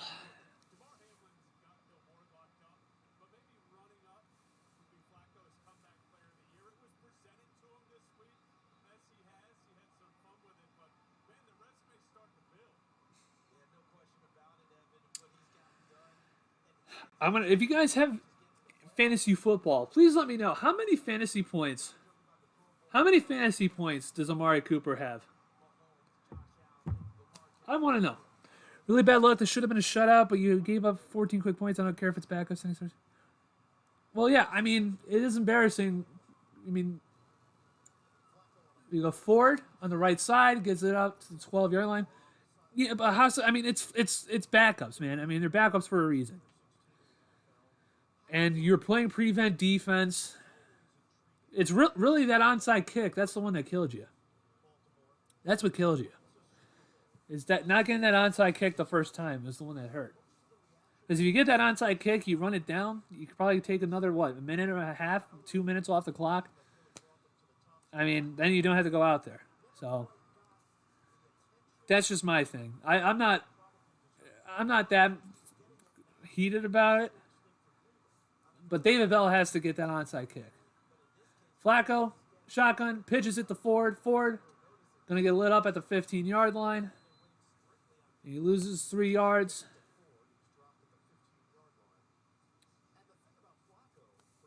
And this is where you wish you had Dustin Hopkins.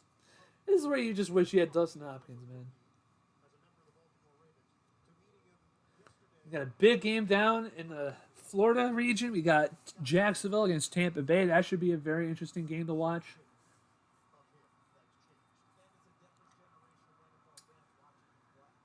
But here we go. 2:13 left. Shotgun formation. Flacco takes the snap. He's back to pass. Looks. Fires. Caught by Ford. And he gets taken down at the line of scrimmage. Maybe a loss of 1. And that should do it. So 2:06 left. 2:06 left. And unless you give up a deep shot, it should be all but over. Unless you give up a deep shot.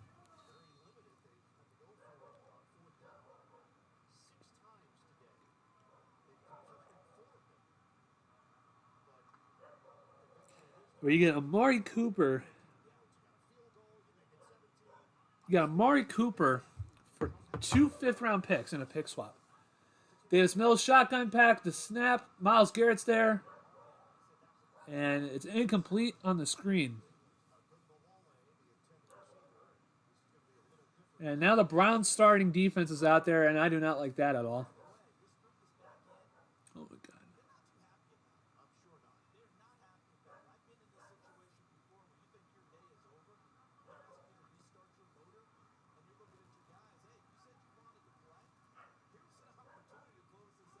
Here we go. 2:01 left. Mills back to pass. Throws. Almost intercepted by Denzel Ward.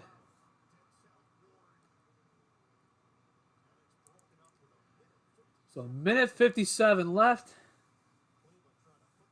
This is where I think you just put your backups back in. Put your backups in. It's a minute 57 left. You put your backups back in, let them play. Stars did their job, what they were supposed to do.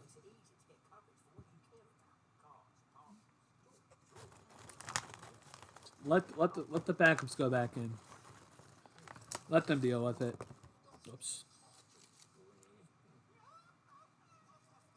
All right. Got a minute 57 left.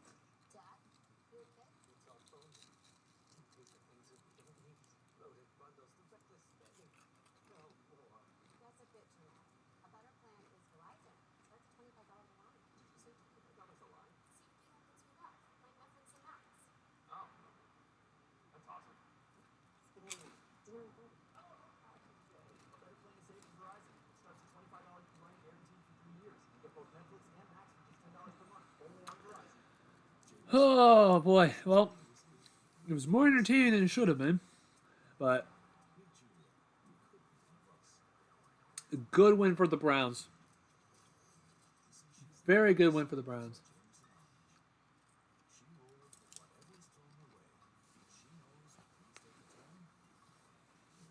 Like I said, I don't know how you can't put Kevin Stefanski in Coach of the Year. I don't know how you can't say that Joe Flacco is at least in the conversation for Comeback Player of the Year. I mean, he's 28 of 42 for 375, 3 touchdowns, 2 picks. So now I'm hoping that they took out the starting defense, and then you keep in the backups. I'm hoping that that's the case. Give me 1 second, guys.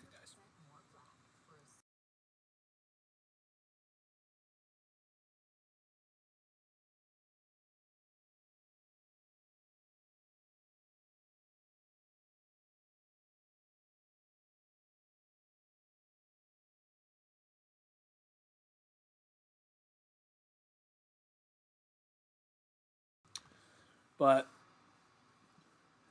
coming back here, minute 57 left. Browns.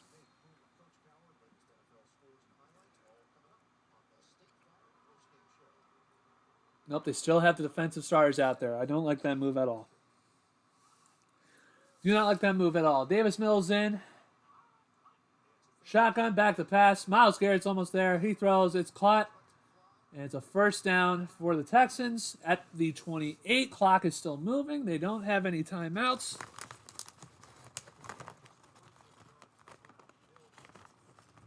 Minute 40 going on right now. Mills back to pass. Throws over the middle. It's caught. And stays in bounds. A good tackle by Taki. Clock keeps moving. To a minute, 20 seconds.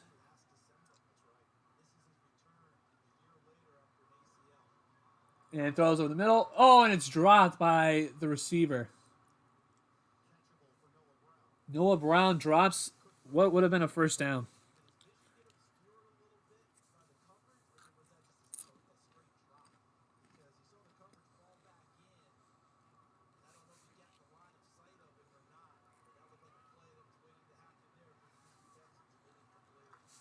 We got 1 minute, 14 seconds left.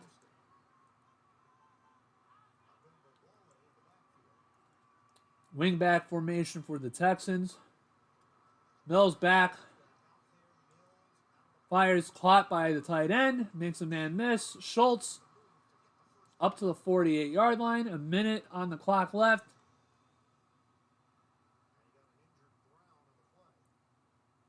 And now, God damn it, Zadarius Smith is hurt. Fucking God damn it. Zadarius Smith is hurt.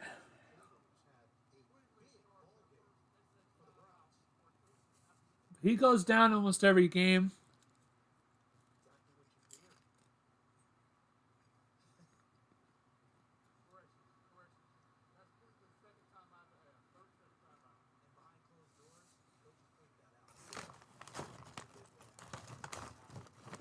And what the last thing he wanted to happen happened.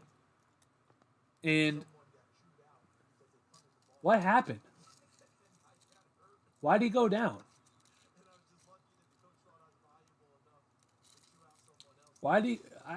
He just went down on his own. I think he might just have a cramp.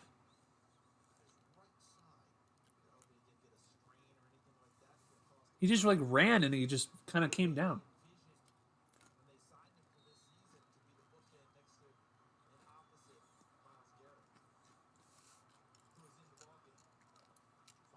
Here we go. 53 seconds left. Miles, pressured. Mills throws it deep. And it's incomplete. He had a man open. He had Robert Woods open, and it's incomplete. We got 47 seconds.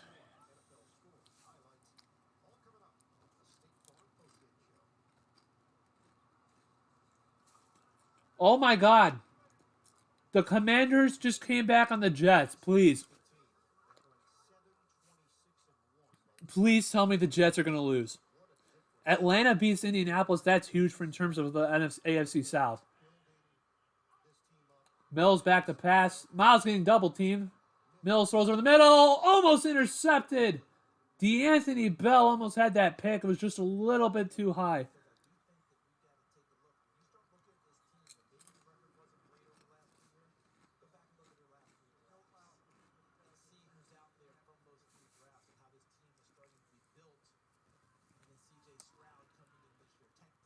We got 42 seconds left. 3rd down and 10.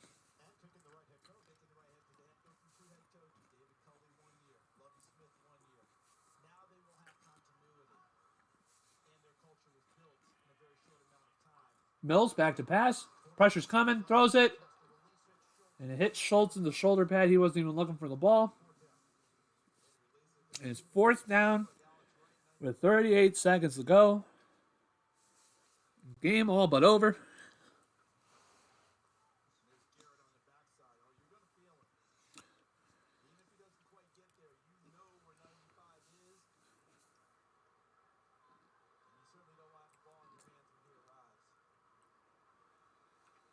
Here we go. Should be the last play of the game for Texans. Mills back. Might be offside. Schultz gets it. He's tackled down at the 48-yard line. And it's an offsides penalty on, might be the offense.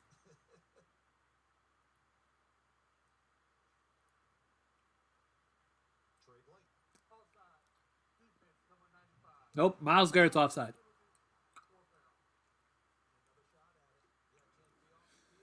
Oh, this game won't end. This game will not end. God's sakes.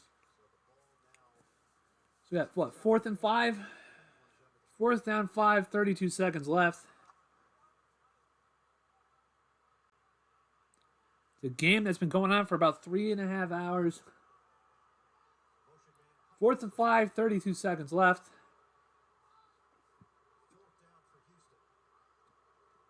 Mills back.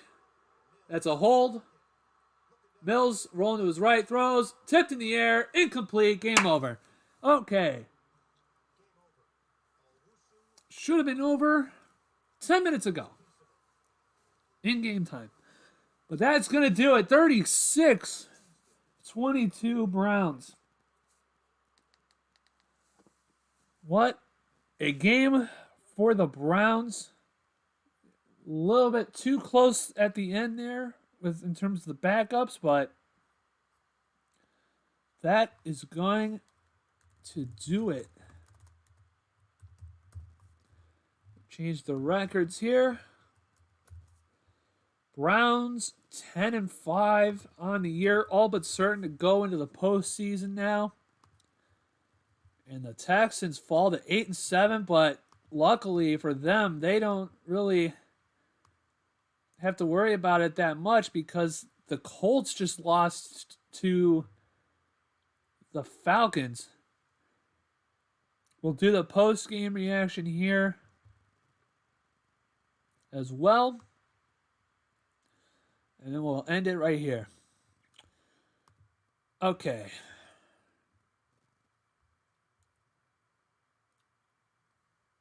Here we go. Let's do the post-game reaction.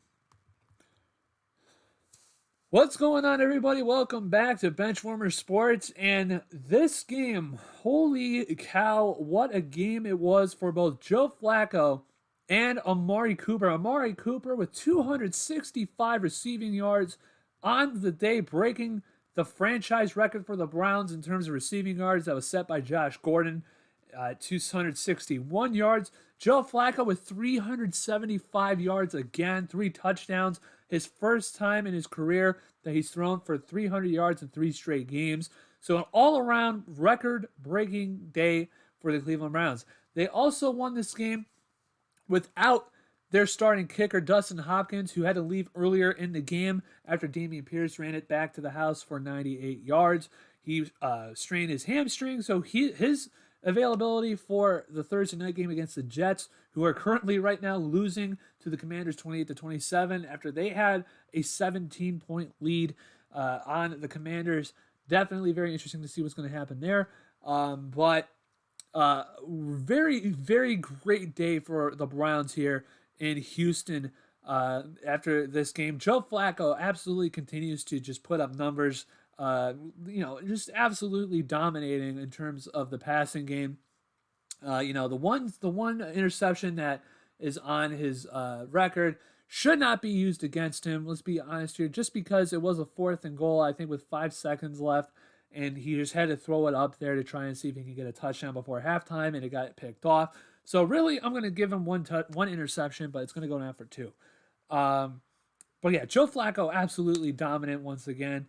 Amari Cooper, probably his best game of his career. Definitely the best game he's ever had as a Cleveland Brown. 11 receptions, 265 yards. Absolutely just killing it right now. Browns defense forcing 2 takeaways. Then you get to the backups when they came in. They let the Texans kind of make it a game at the end there. But, David Bell messing up an onside kick, never what you wanted to see. But really, 2/3 of this team had a great game today. Offense, defense were spectacular today. Special teams, not so much. Special teams were not good at all today. Whether it was kick returns or kicking, you were fine. You had two kicks, 2 extra points that were made. But yeah, you definitely were lacking in terms of special teams today. So definitely something that they're going to have to fix later on in this week before you get to the Jets game on Thursday. But definitely a great sign for the Browns in this game. 10-5, all but certain you're into the playoffs. Now I think Thursday is probably more like winning you're in. And they're in prime position now to fight for that AFC North division. They really are. You got Baltimore playing tomorrow night at San Francisco. Hopefully the 49ers get the win. Probably they will, I think.